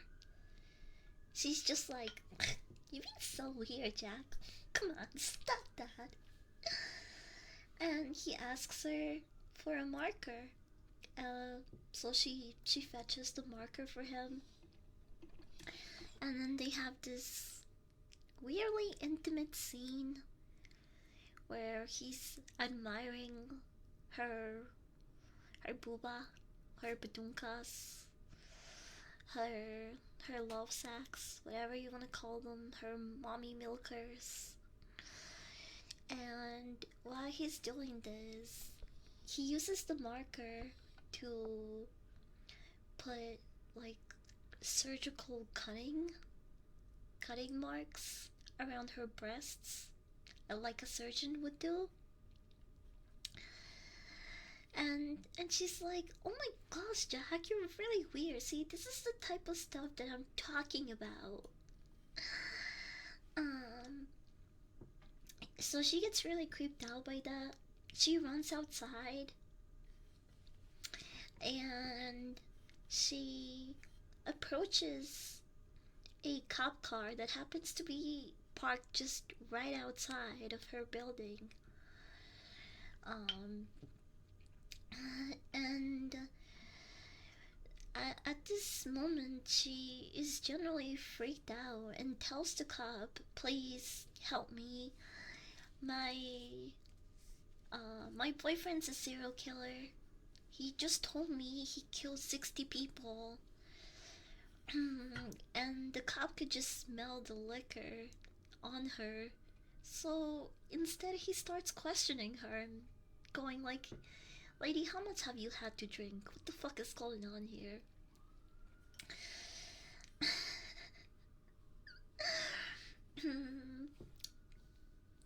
um. So the cop. I tactical welcome. The cop just writes it off as like a drunken lady saying a bunch of rambling and a bunch of crap, so he doesn't take her seriously. And it doesn't help that Jack comes outside as well, and he points at the cop and yells from a distance, "Whatever she just told you is true. I killed 60 people." And this moment does kind of remind me of American Psycho, because they both do that thing where they tell people, "I'm a serial killer. I've killed people," and they're just generally not taken seriously. So I don't know. I think if you're drunk around a group of people and one of them tells you they've killed someone, I think you should believe them. I think you should believe them and run away.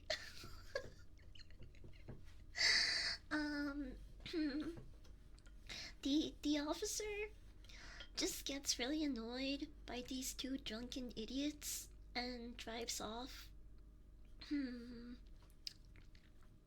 um they go back into Simple's apartment, and she realizes that Jack is no longer using crutches to walk. So she starts freaking out even more. She tries to leave, but the door is locked, the phone line is cut, and the most I guess anyone would do this. The most rational thing to do after this is start yelling for help, which is exactly what she did. She starts yelling for help, but no one will listen. No one seems to care. And even Jack mocks her and tells her that she can keep screaming, but nobody gives a fuck. No one's gonna come help her, because that's how the world is. And he even mocks her and gives her tips on how to yell better. He like he yells with her and tells her, "See, nobody gives a fuck. Nobody's coming for you. Delvin, welcome in. Welcome. I'm really feeling this fever. This fever's trying to get to me, bro."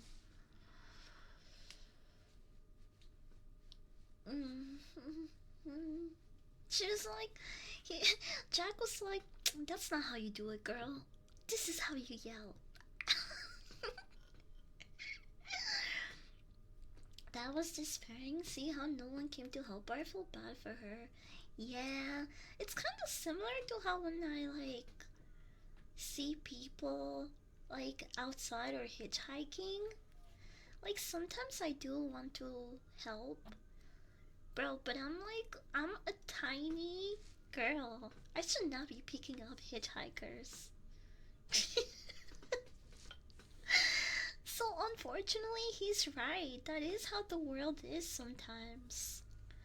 Even if people hear you or see you in need of help, they don't stop to help because they might have their reasons, or they just straight up don't fucking care.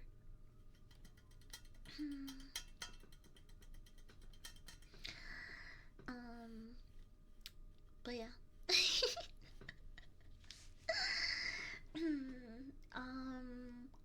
Jack. Okay, so now we see Jack.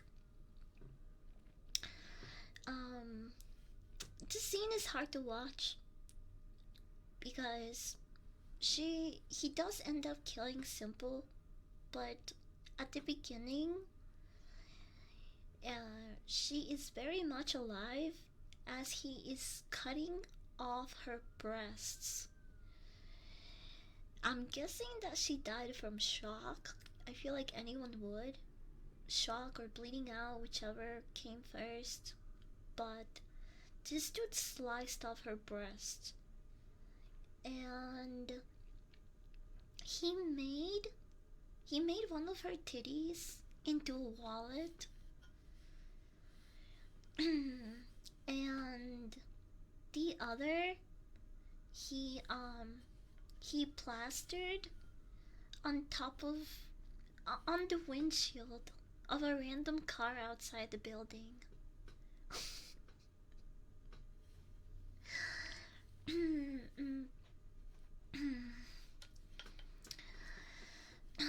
And Jack says to Birch, all the king's horses and the king's men couldn't put Simple back together again.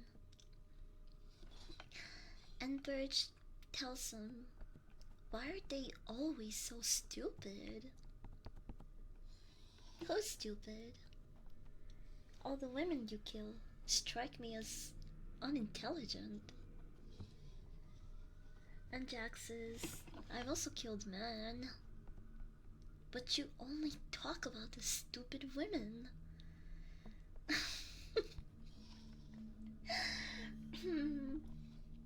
And this is when Jack tells Birch that, well, women are just easier to work with. Rich wallet got nothing on the titty wallet. I remember when that was all they used to advertise, bro. Rich wallet.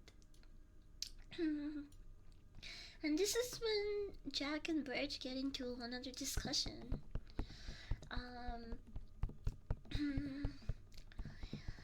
He asks if Mr. Sophistication is the theoretician.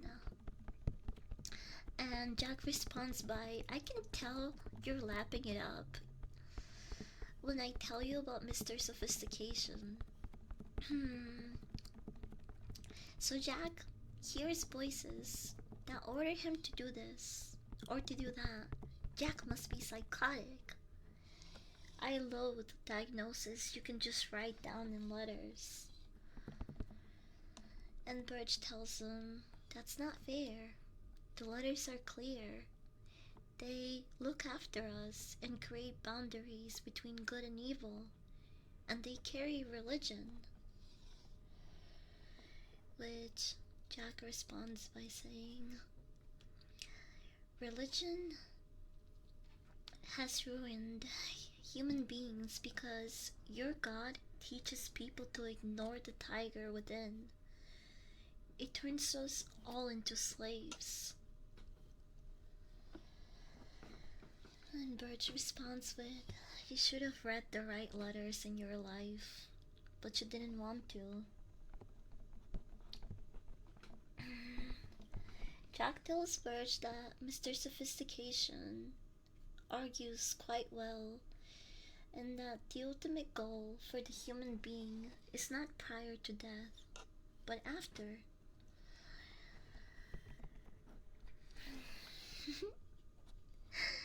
You reduce everything to human matter. You reduce everything human to matter, and that way, life disappears. And along with art, and along with it, art, which you value so highly.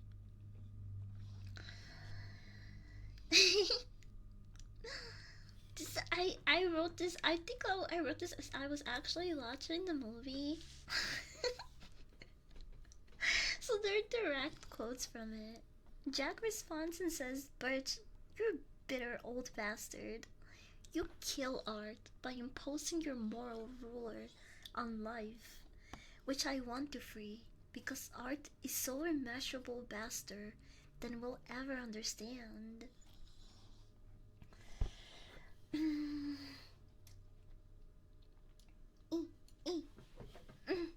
Oh, and also the the cards that he's holding in these scenes are actually a reference to a music video.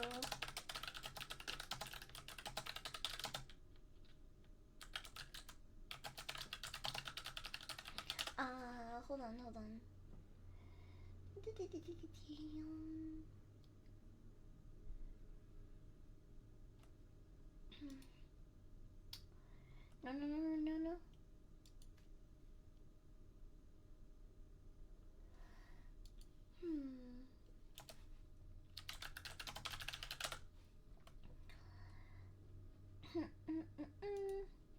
Dylan, it was Bob Dylan's Subterranean Homesick Blues.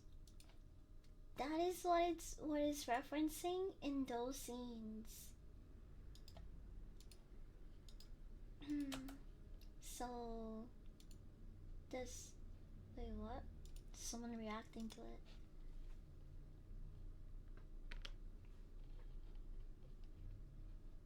These? Yeah, that's a reference to this Bob Dylan music video, for those of you that didn't know. Which I thought it was kind of cool. But yeah, that's why they have him do that too. With Max taking notes. A C-tier gaslight in the beginning and passing every persuasion check, that was kind of wild to me. Yeah, he really is. Even though we see him fumble a lot of conversations, especially in that second incident, he is a good bullshitter. He's pretty good at gaslighting himself and the people around him, but Birch was not having any of that shit. Birch and Jack discuss the decomposition of bodies, but Jack doesn't know how to process.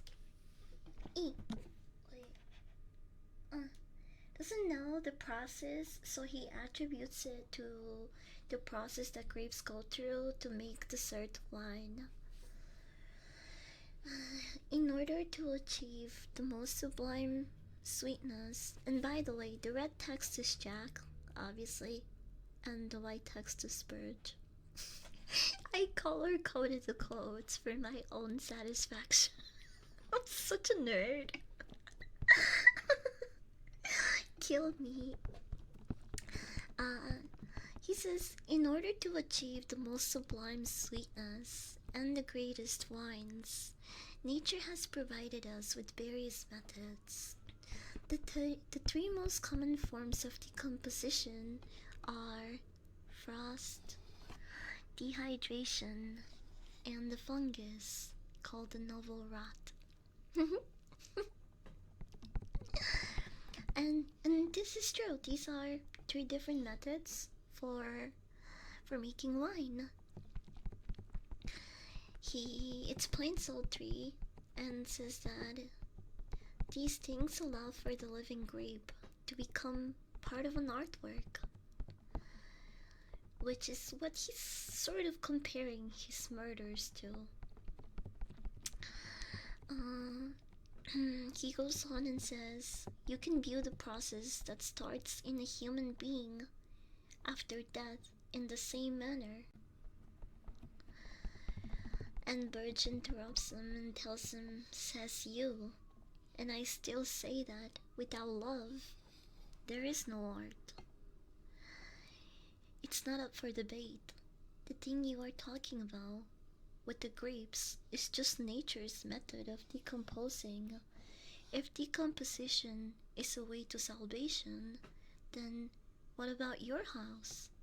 By God, you cannot convince me that the idea of your first house being torn down was in any way satisfying. Do you claim that it was built just to be torn down? I need a Latina pup in my life. Please beg on your knees and cry and whimper. King KT Gamer, welcome in. Happy Sunday. Happy Sunday, bros. I hope you guys have had a decent week. And if not, fuck it. We go again. We try again next week. Okay? Don't let a bad day or even a bad week, keep you down, because I'm sure your haters would love that. You don't want them to win, do you? So, new week will come, and it'll be better. Okay? Don't test me. I love a person who can beg, like a good boy or good girl.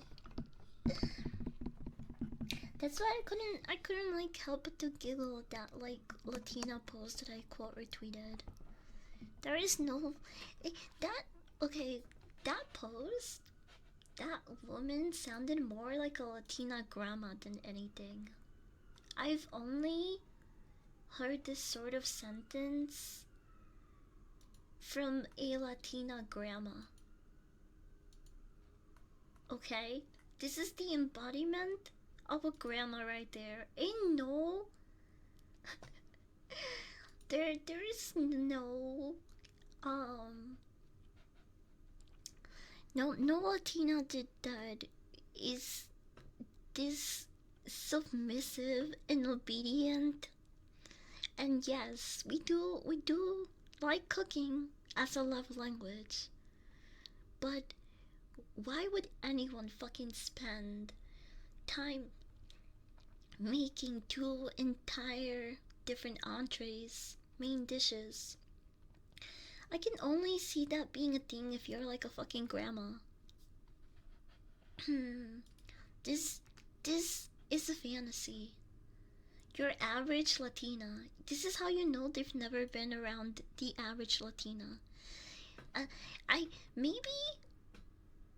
This could be a thing if you're talking like, I don't know, Latina grandmas, or like a really like a third generation Latina that's not even a Latina anymore, you know.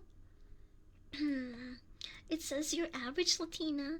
Mi amor, I don't know if you wanted cochinita or ceviche, so I made both. Yeah, right, bro. Fantasyland over here. That sounds more like my fucking grandma.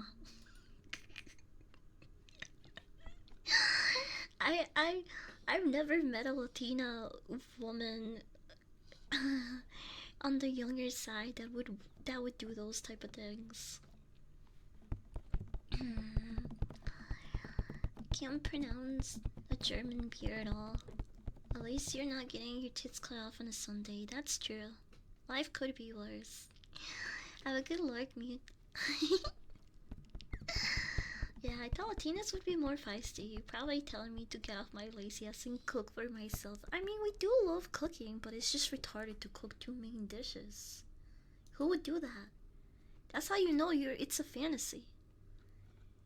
Wait, what do you mean you spend time making cochinita and ceviche? Why? Also, if you're Latina and you spend time making a dish and that person's not willing to eat it, they're getting the fucking chancla. You will eat what I give you. You will enjoy the food that I put in front of you, okay? That's what a real fucking Latina would do. Not this fucking bullshit of like, I don't know what you wanted, so let me fun. I just wasted my time being retarded and making 2 fucking main dishes. Fuck that. This is fantasy world over here.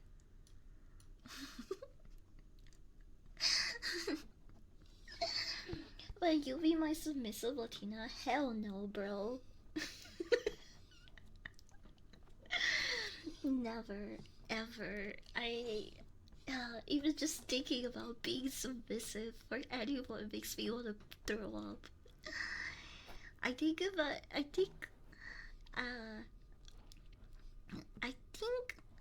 I would only be okay with that if like the person that I was being like submissive for was like the perfect house husband or husband or wife, you know.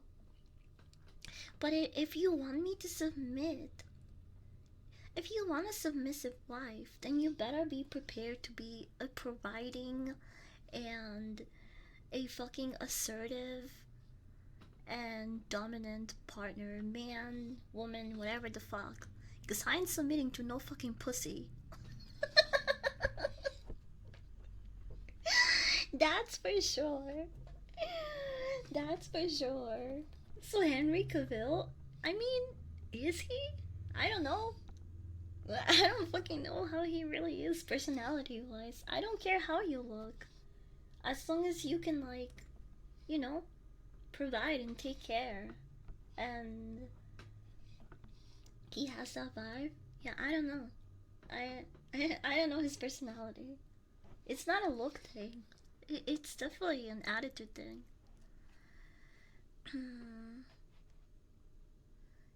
Being a submissive black daddy.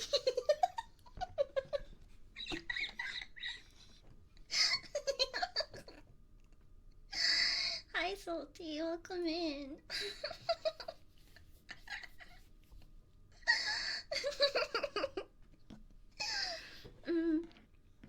So yeah, I don't know. That's just how I feel about that. That was very Latina coded of me, actually. Now that I think about that, I thought that I could bypass the genetic Latina coding, but I don't know. I don't think so. I'm not a 3rd generation Latina, so submission for me is not an easy thing. I can see myself being a provider, but I'm also a switch. Yeah, I mean, I'm attracted to either. I don't have to. I'm attracted to either role. Like whether the male is submissive or dominant, it's all about the personality and like I guess to, what do you call it? My gosh, I'm having a brain fart. Dominant household twink over here. The dream. I'm forgetting words. Let's go back to the presentation. Enough about dominant men and submissive twinks and Latina wives, okay? Back to discussing the movie. So, Birch tells Jack that Birch asks Jack if the first house he built was, its purpose was entirely to be torn down, and Jack responds with, no, of course not. It wasn't ideal. And I'm sorry to say that it happened no less than 3 more times. It was difficult to create the house that I dreamed of. The house that I drawn had already at very first detailed something banal, which means lacking. Not to say ordinary about them. So, Jack claims that the first house wasn't perfect to begin with. It was already pretty generic, nothing new.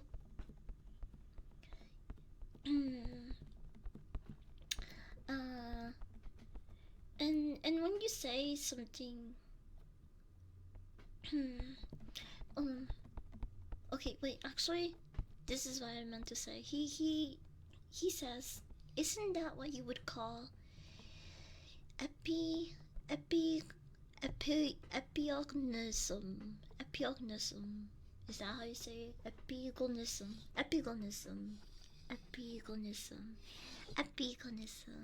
That's a really fucking hard word to say.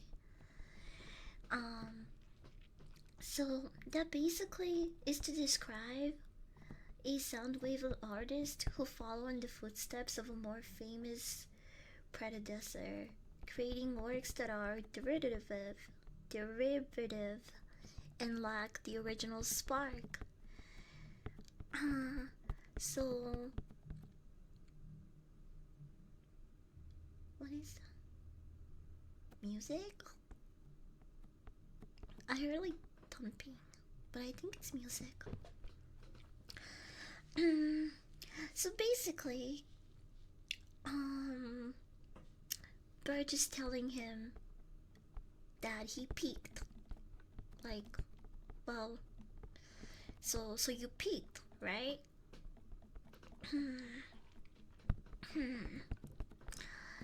It's like when content creators or people in general are inspired by a famous artist or a famous content creator, and they make similar content or art, whatever it is, but they never break out of that shell. They never do anything original themselves. It's just lesser versions of what the original is. So, Jack feels that his house was nothing new, nothing great, not and so that's why he had to tear it down. One time, and then another time, and then again.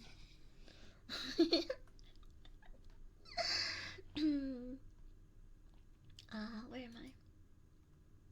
Wait. There we go. Wait. Huh? Why isn't it going to the next slide?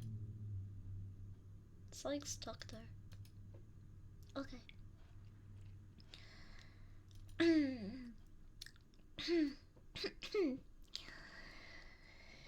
So, as the Birch and Jack are talking, Jack talks about the value of icons.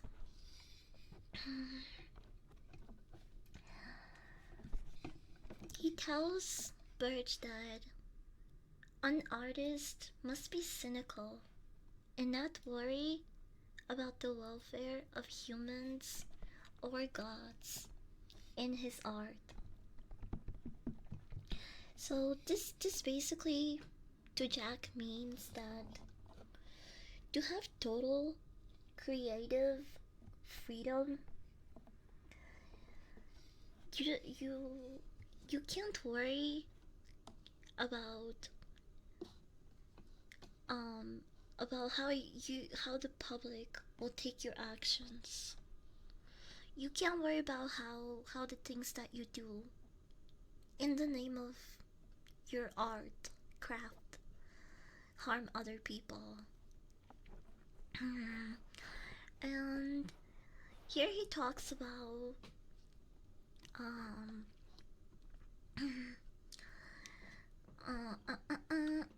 about a famous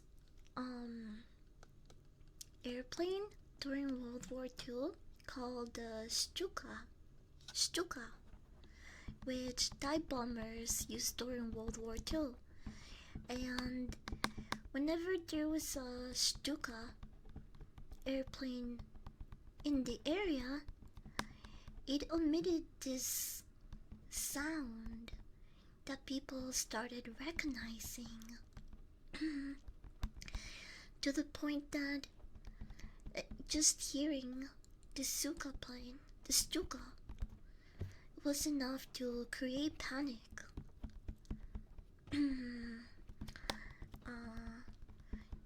It says here the sound was called the Trumpet of Jericho, which refers to the wind-driven sirens on the German Junkers Ju-87 Stuka dive bombers. The name itself alludes to the biblical story where the walls of Jericho fell after the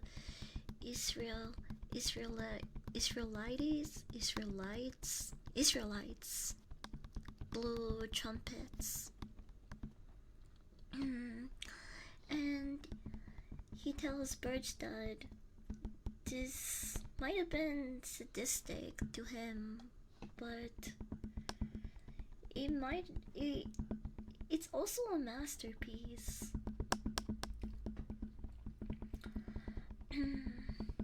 Oh no, wait, I'm sorry, I'm confusing the quote. See, this is why I color coded it. So when he explains the plane and the trumpets, Burge is the one that says that's sadistic, but to you, maybe a masterpiece. Hi Dark, thank you for the biddies. Welcome in. We're just tapping about movies. Imagine an airplane flying down towards you. That's the sound it makes. Like, oh, wow. I don't know what sound it would make.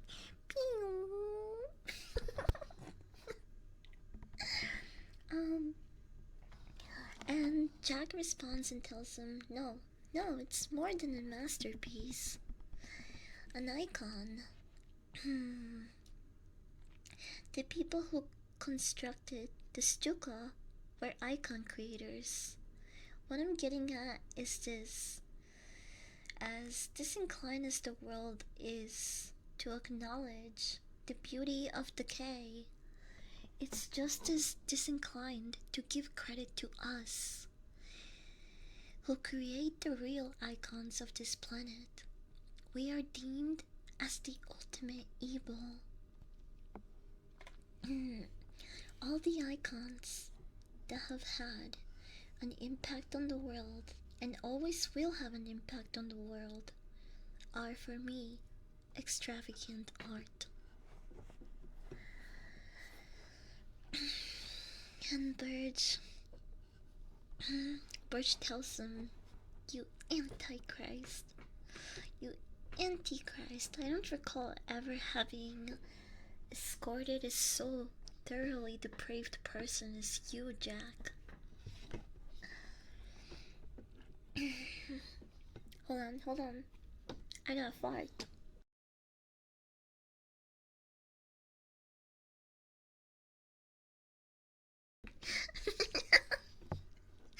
Okay.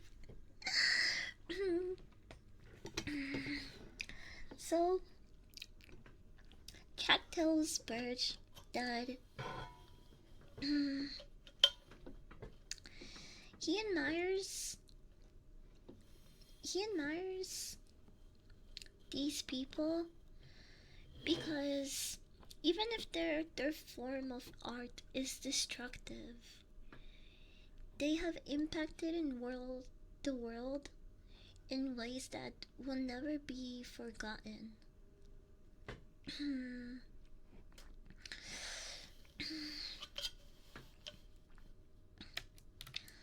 e, e. Oh, okay, okay, okay, okay. And now we finally get to the fifth incident. And his downfall, I guess. In this scene, we see Jack dragging a man he kidnapped to add to his row of 5 people tied together in his freezer. And then I put under parentheses he was being an epic gamer and wanted to get a 6-man headshot.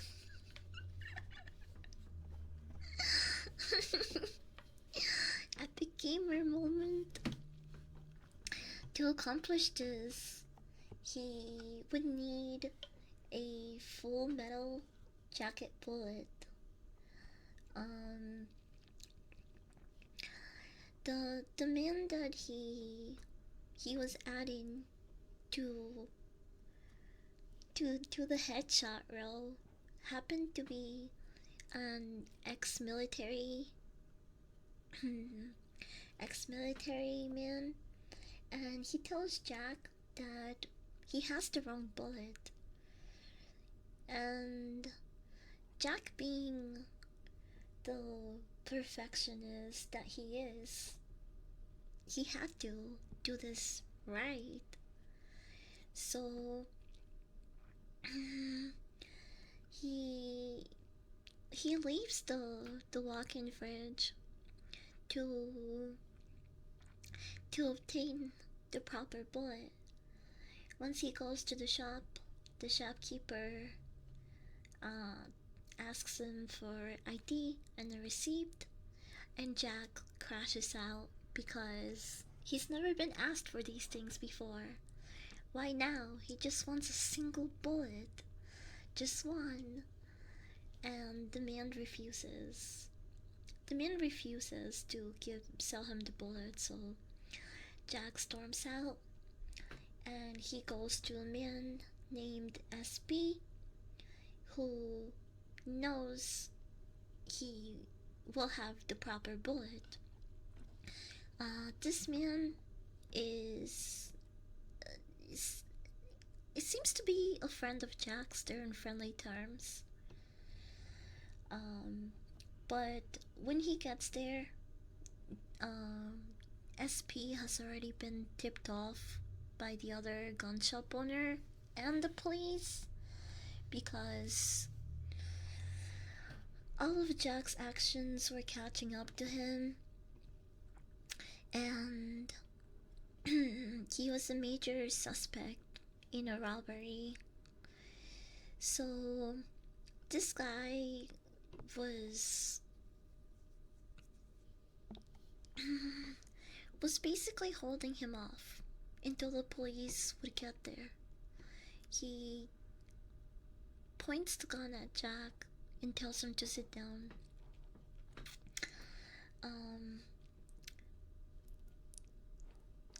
But Jack manages to use their friendship to manipulate him, and SP puts his guard down, which gets him killed. Jack shoots him, and he takes his clothes.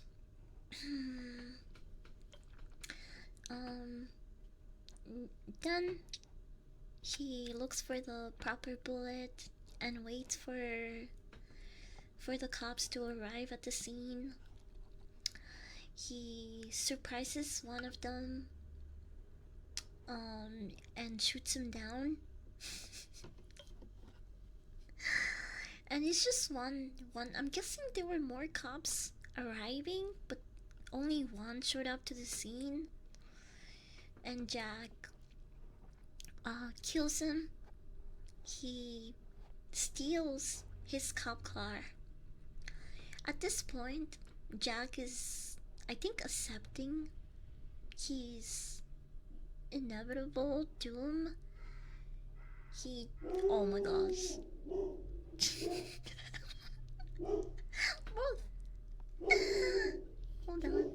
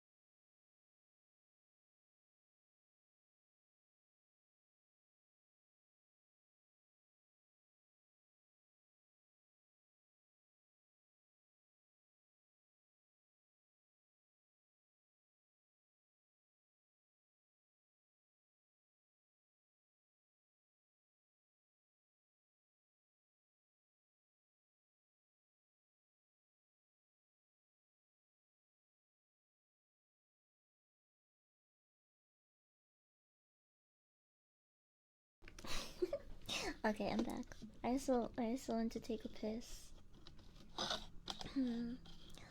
Every time he takes a break for a dog, I just imagine they're barking at each other for a while. Yeah, that is pretty much what happens, actually. That's pretty accurate. That's pretty accurate. Hi, Gunju. Welcome in. Okay. There we go. So, yeah, Jack kills the arriving officer on the scene.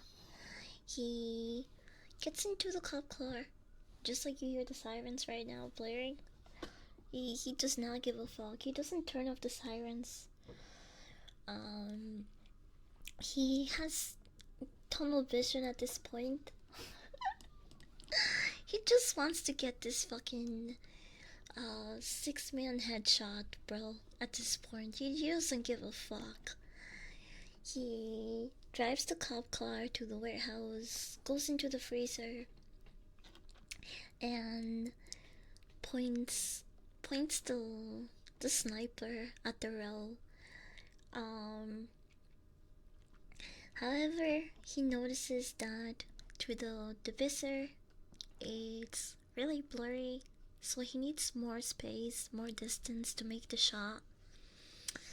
And he tries to open the door, that the part of the walk-in fridge that he's failed to open for 12 years. But not this time. He actually opens it, and for the first time, we see him walk in to a dark room, like we see up here. We first see nothing but pure darkness. I mean, I might be reaching, but I said it's like being a guest inside Jack's head. Among the darkness, an old man suddenly appears, and this is the first time that we see Burge, who is actually supposed to be Virgil, the guy who guides Dante through the Inferno. And this is the person that he is talking to throughout the whole film and bickering back and forth. Then we have this scene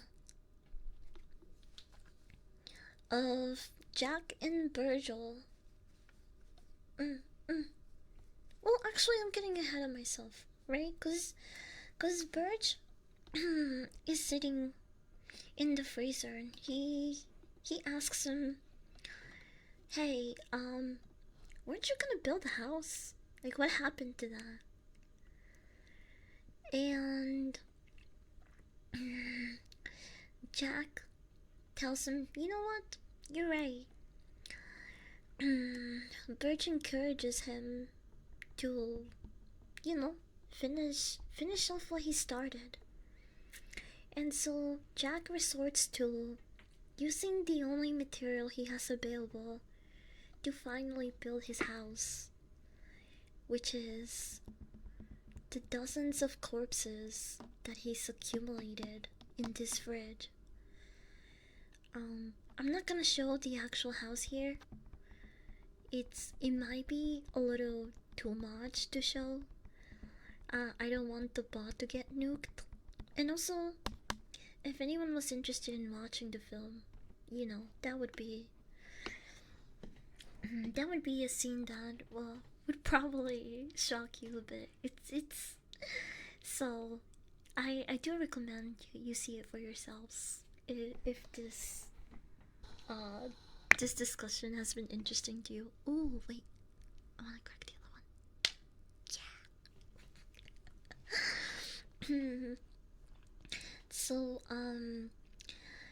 once Jack builds his house with the only material available to him, the police break through the fridge and they shoot him. Birch tells Jack to go into the house.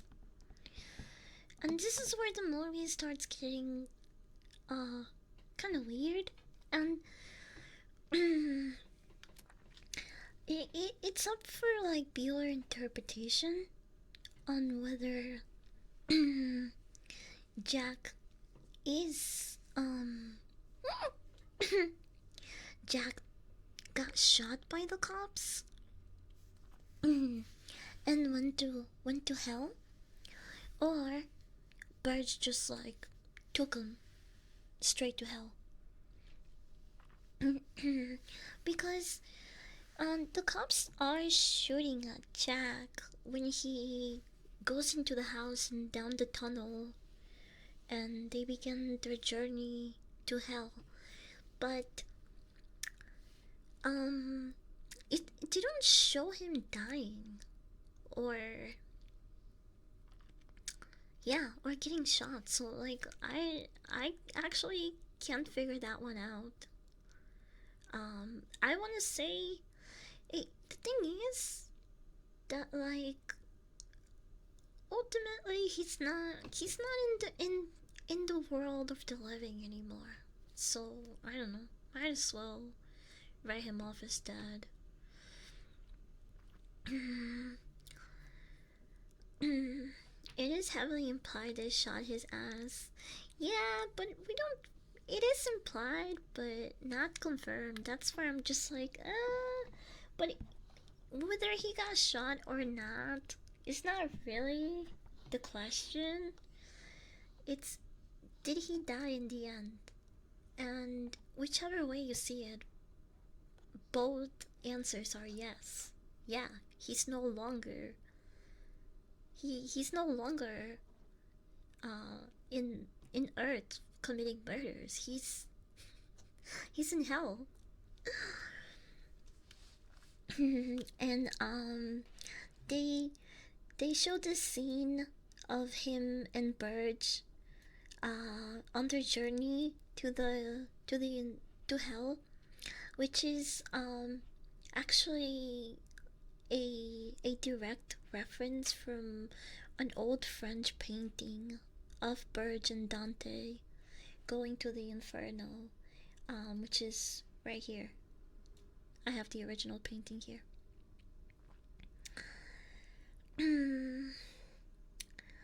But here's my conclusion. Okay? So to wrap up my presentation, I will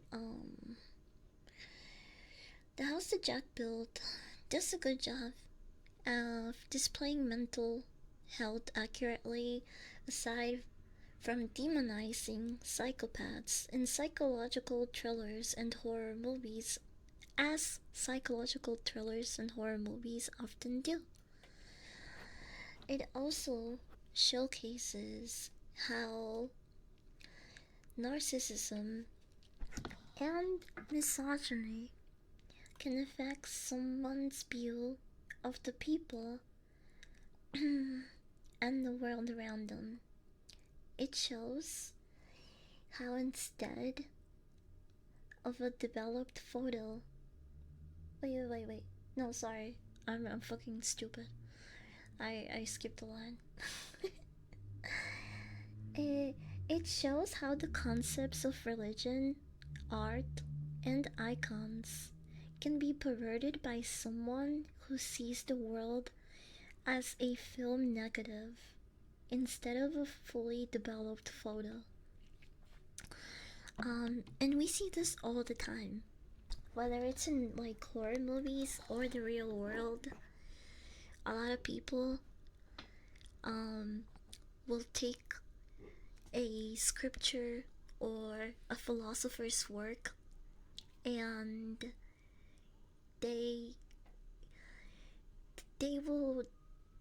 will basically make it fit their narrative instead of what the actual philosopher or the person that wrote that was trying to say. So they take those words and use them to benefit their own way of thinking. And this is exactly what Jack does throughout the entire film.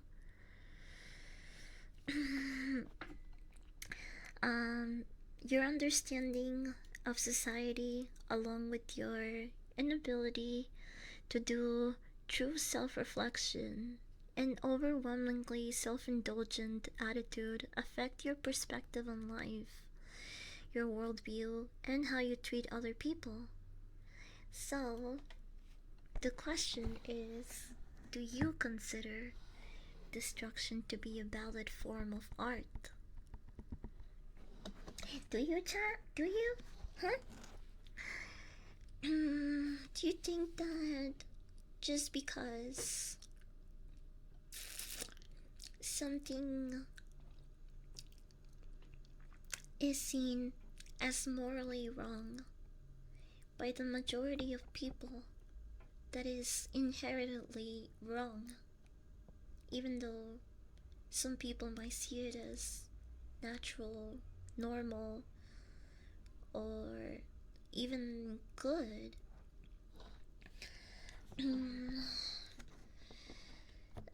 We as humans, we kind of like dictate what morality basically by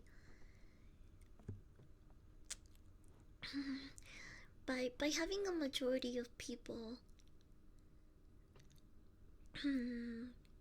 decide on what's good and what's bad. My personal answer is just in its own way, but no in application. I don't know, honestly. Anything can be hard depending on your outlook. So I would say yes. I mean, it's subjective, right?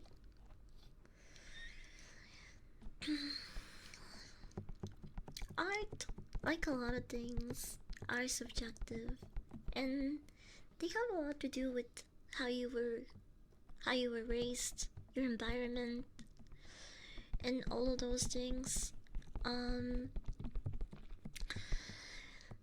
I do consider destruction to be a form of art, but I think it's on a case by case basis, right?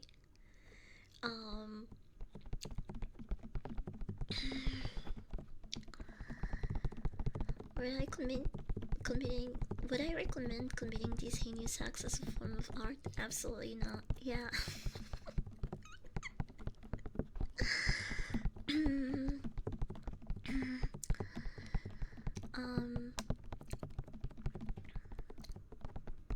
So, in conclusion, this film is more than just, and there's a couple of stuff that I didn't really talk about, but like the fever's kind of bothering me. But this movie is not just like a a serial killer sit down to uncomfortable murders type of movie. It has a lot of depth to it, and it really makes us understand narcissistic psychotic people more. I think it's a really well done film. I don't think Jack is supposed to be by any means idolized, and I think the movie makes it very clear. I also have these actions as a way to ignore doctrine and biblical beliefs. Absolutely not. I think art can come in many forms. Destruction was merely a tool in this case. I agree with Burge and that Jack is most depraved of humanity has to offer. Yeah, I mean, it's basically like one of those alpha dude bros that like take old philosophical scripture to be like misogynistic or just a piece of shit, when that's not at all what these philosophers were trying to do.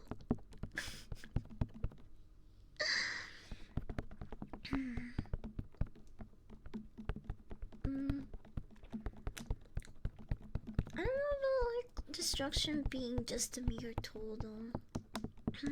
But I am trying to think of like, it's kind of hard to think right now, at least, of some examples where like destruction can be seen as art. I found his views on religion to be the most detestable. Yeah, a lot of the stuff he was like talking about just kind of made me want to raise an eyebrow and be like, dude, what?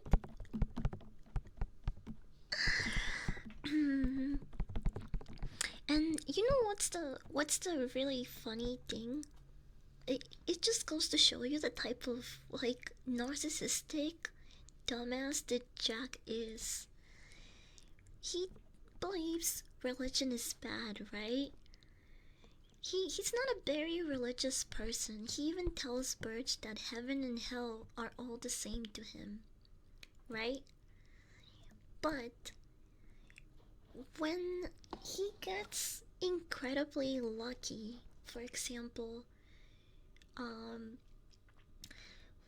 when he dragged Claire's body behind on his van, and then the rain came crashing down, he called that divine intervention. So he generally believed that a divine being was looking out for him. But then he's anti-religion. So he's just fucking retarded. He's he really pulled the like, I don't believe in religion and I'm not a fan of religion, but when it benefits me, it he acknowledges it and even deludes himself into thinking that there's a higher being looking out for him. That's how fucking crazy and narcissistic this man is. Yeah, he thinks that religion is used as a moral compass. But he uses religion too to talk about this divine intervention and how someone might be looking out for him. It's really hypocritical. But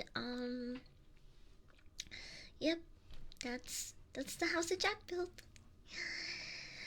I hope you guys enjoy the movie, and I give you guys a little bit more to think about during this discussion. I really enjoyed it.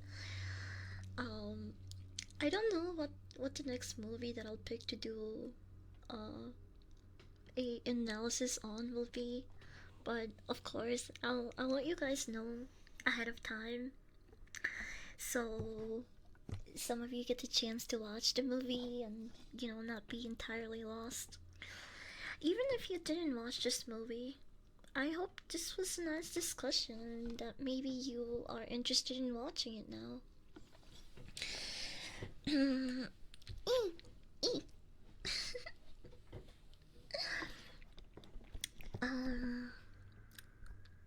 Yeah. How do teachers wrap up a lesson? Okay, everyone, you're dismissed. Go on. Oh wait, no, the classic. The clock doesn't dismiss you. I do. You stay in your seats right now.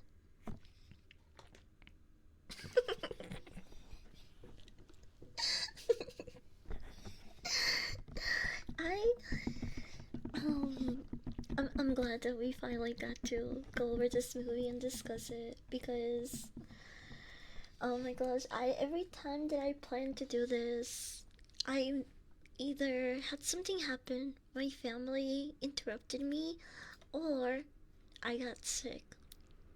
I think it's kind of insane that I got sick twice while trying to talk about this film. Need a burp. And now here I am, getting the big sick again. Can you believe this shit, chat? Can you believe this shit? Oh, for sticking around for the whole lesson discussion, I feel that I need to give you guys a reward for being such good little students. Okay? So, here. I will give you a peek. A teeny tiny sneak peek of my model. Of my 2.0 model that I'm working on. Now, it's just gonna be a peek now, not a full body thing or stuff. And it's still going to change after this, so it's not like I'm really spoiling a lot of things, but I do wanna show you guys the direction that it's going, I guess. So I'll show you a sneak peek as a treat. Ready? Okay. This is what we hope. Part of it, at least. I'm really excited to keep going forward and actually show you guys show you guys the rest of it. My art parent is fucking cooking. She is so talented, and she's been really patient with me, and has been really good at like bouncing ideas back and forth with me. I'm really happy with how it's going so far.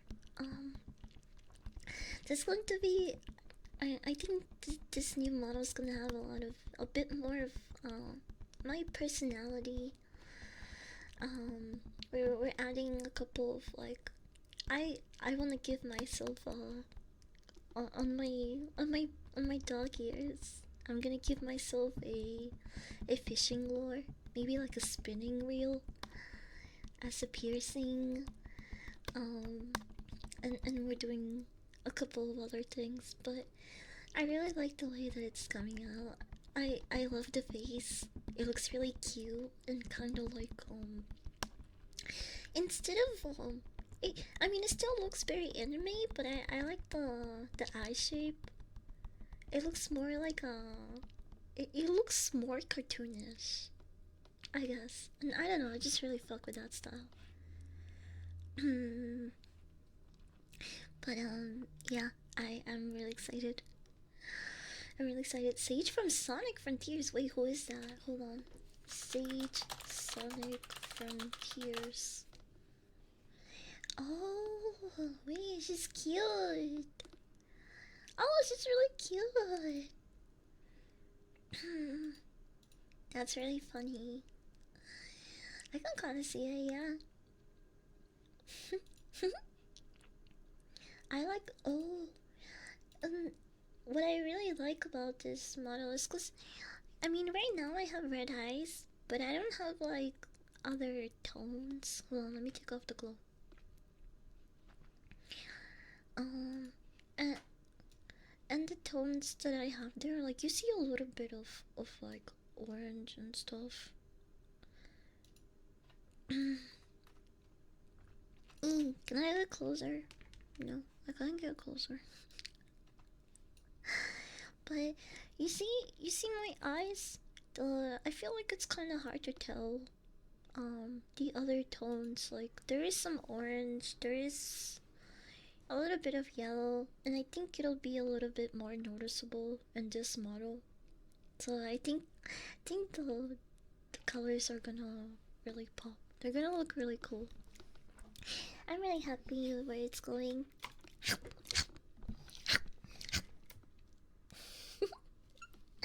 Thank you for the hydrate reminder. Oh! That was my coaster. I'm drinking water. I mean tea.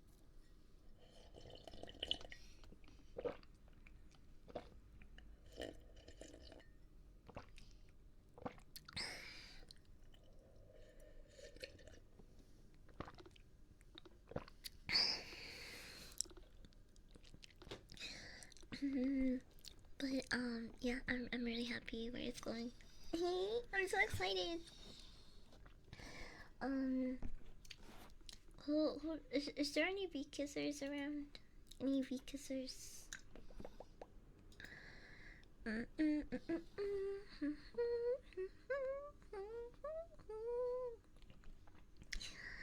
Something I've always wanted to ask: how come this car is on the red eye and not the other, like for contrast? If that makes sense. Yes, I can answer that. The reason why that is because I came up with this design in middle school, and as a middle schooler, you do not give a fuck about those things. I was just like, yeah, this will be cool. I had no like no thought of like color theory or any of that. I was just fucking freestyling this shit. My biggest inspiration for my current model is Shadow the Hedgehog. it is Shadow the Hedgehog, and I don't know what else. I don't remember, but yeah, this is this is what I came up with. It's a good thing. Now I'm working with the talented artist, so she's helping me a lot with the color coordination and stuff. So I can't wait. I can't wait to have the next model. Hi Astrid, love you, love you, love you, love you.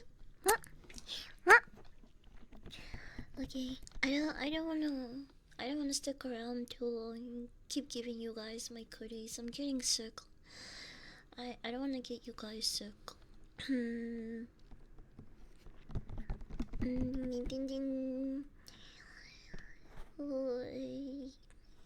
Who's Drinkle? Where's Drinkle? There are no Beakuses around, are there?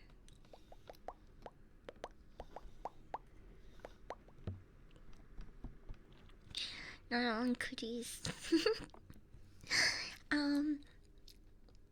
As much as I want to stick to a schedule, I am getting sick. So I don't know if I will stream my usual hours this week, but I want to. I just fucking, bro, I just got better and now I'm sick again. I'm pretty sure it's been less than 2 weeks since I was sick. And you know why? I think it's because I was around so many people yesterday. It's like my immune system fucking sucks. I'm around a lot of people in a crowded place and I just like immediately it all fucking goes to shit for some reason. I don't know. What's something holy to counter it? Actually, I had 3 separate dreams last night. The first 2 were nightmares. And it's been a while since I've had a nightmare, to be fair. I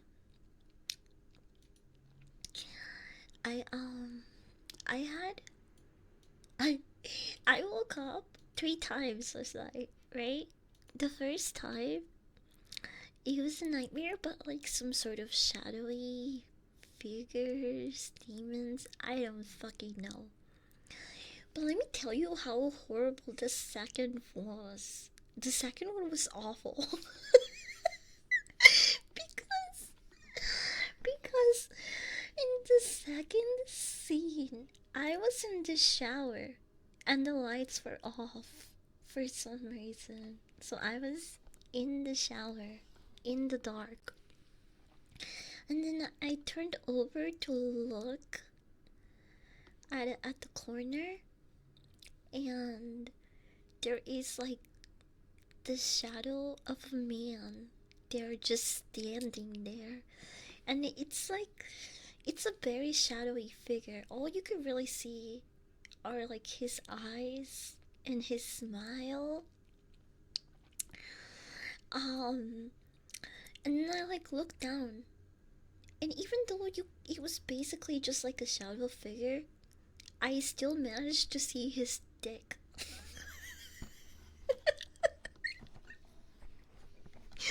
So there was a shadow ghost demon thing with his dick out in the corner of my shower, bro. I was like, oh no. I woke up and I was like, what the fuck? I mean, once I woke up, I was like, oh shit, that was a dream, but that was an insane fucking nightmare to have. and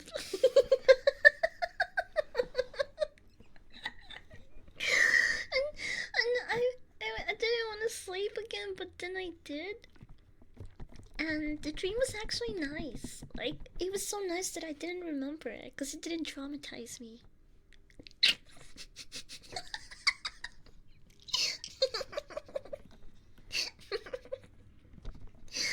Nix, thank you for the follow. Welcome in.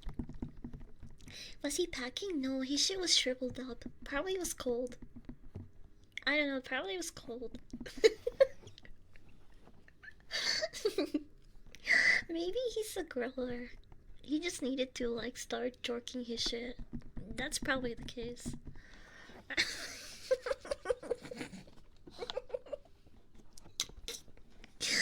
Anyway, I hope I don't have any fucking nightmares today. Maybe I will watch like a comedy or something.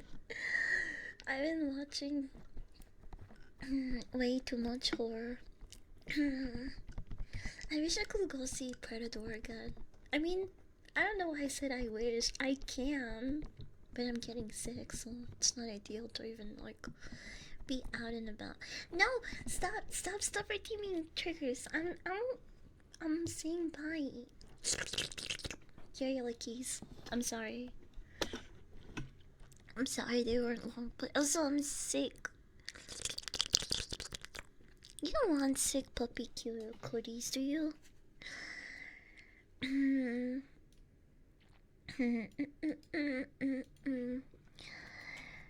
She said being naked was flaccid, bro. Got zero taste. Hey now, come on, come on.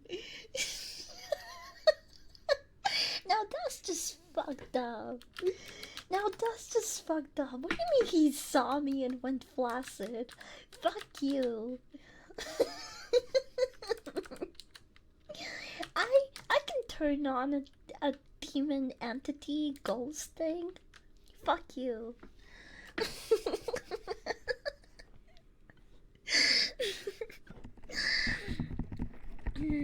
Okay, thank you guys for hanging out with me and sticking around for this discussion, even though, you know, psychological horror is not everyone's cup of tea.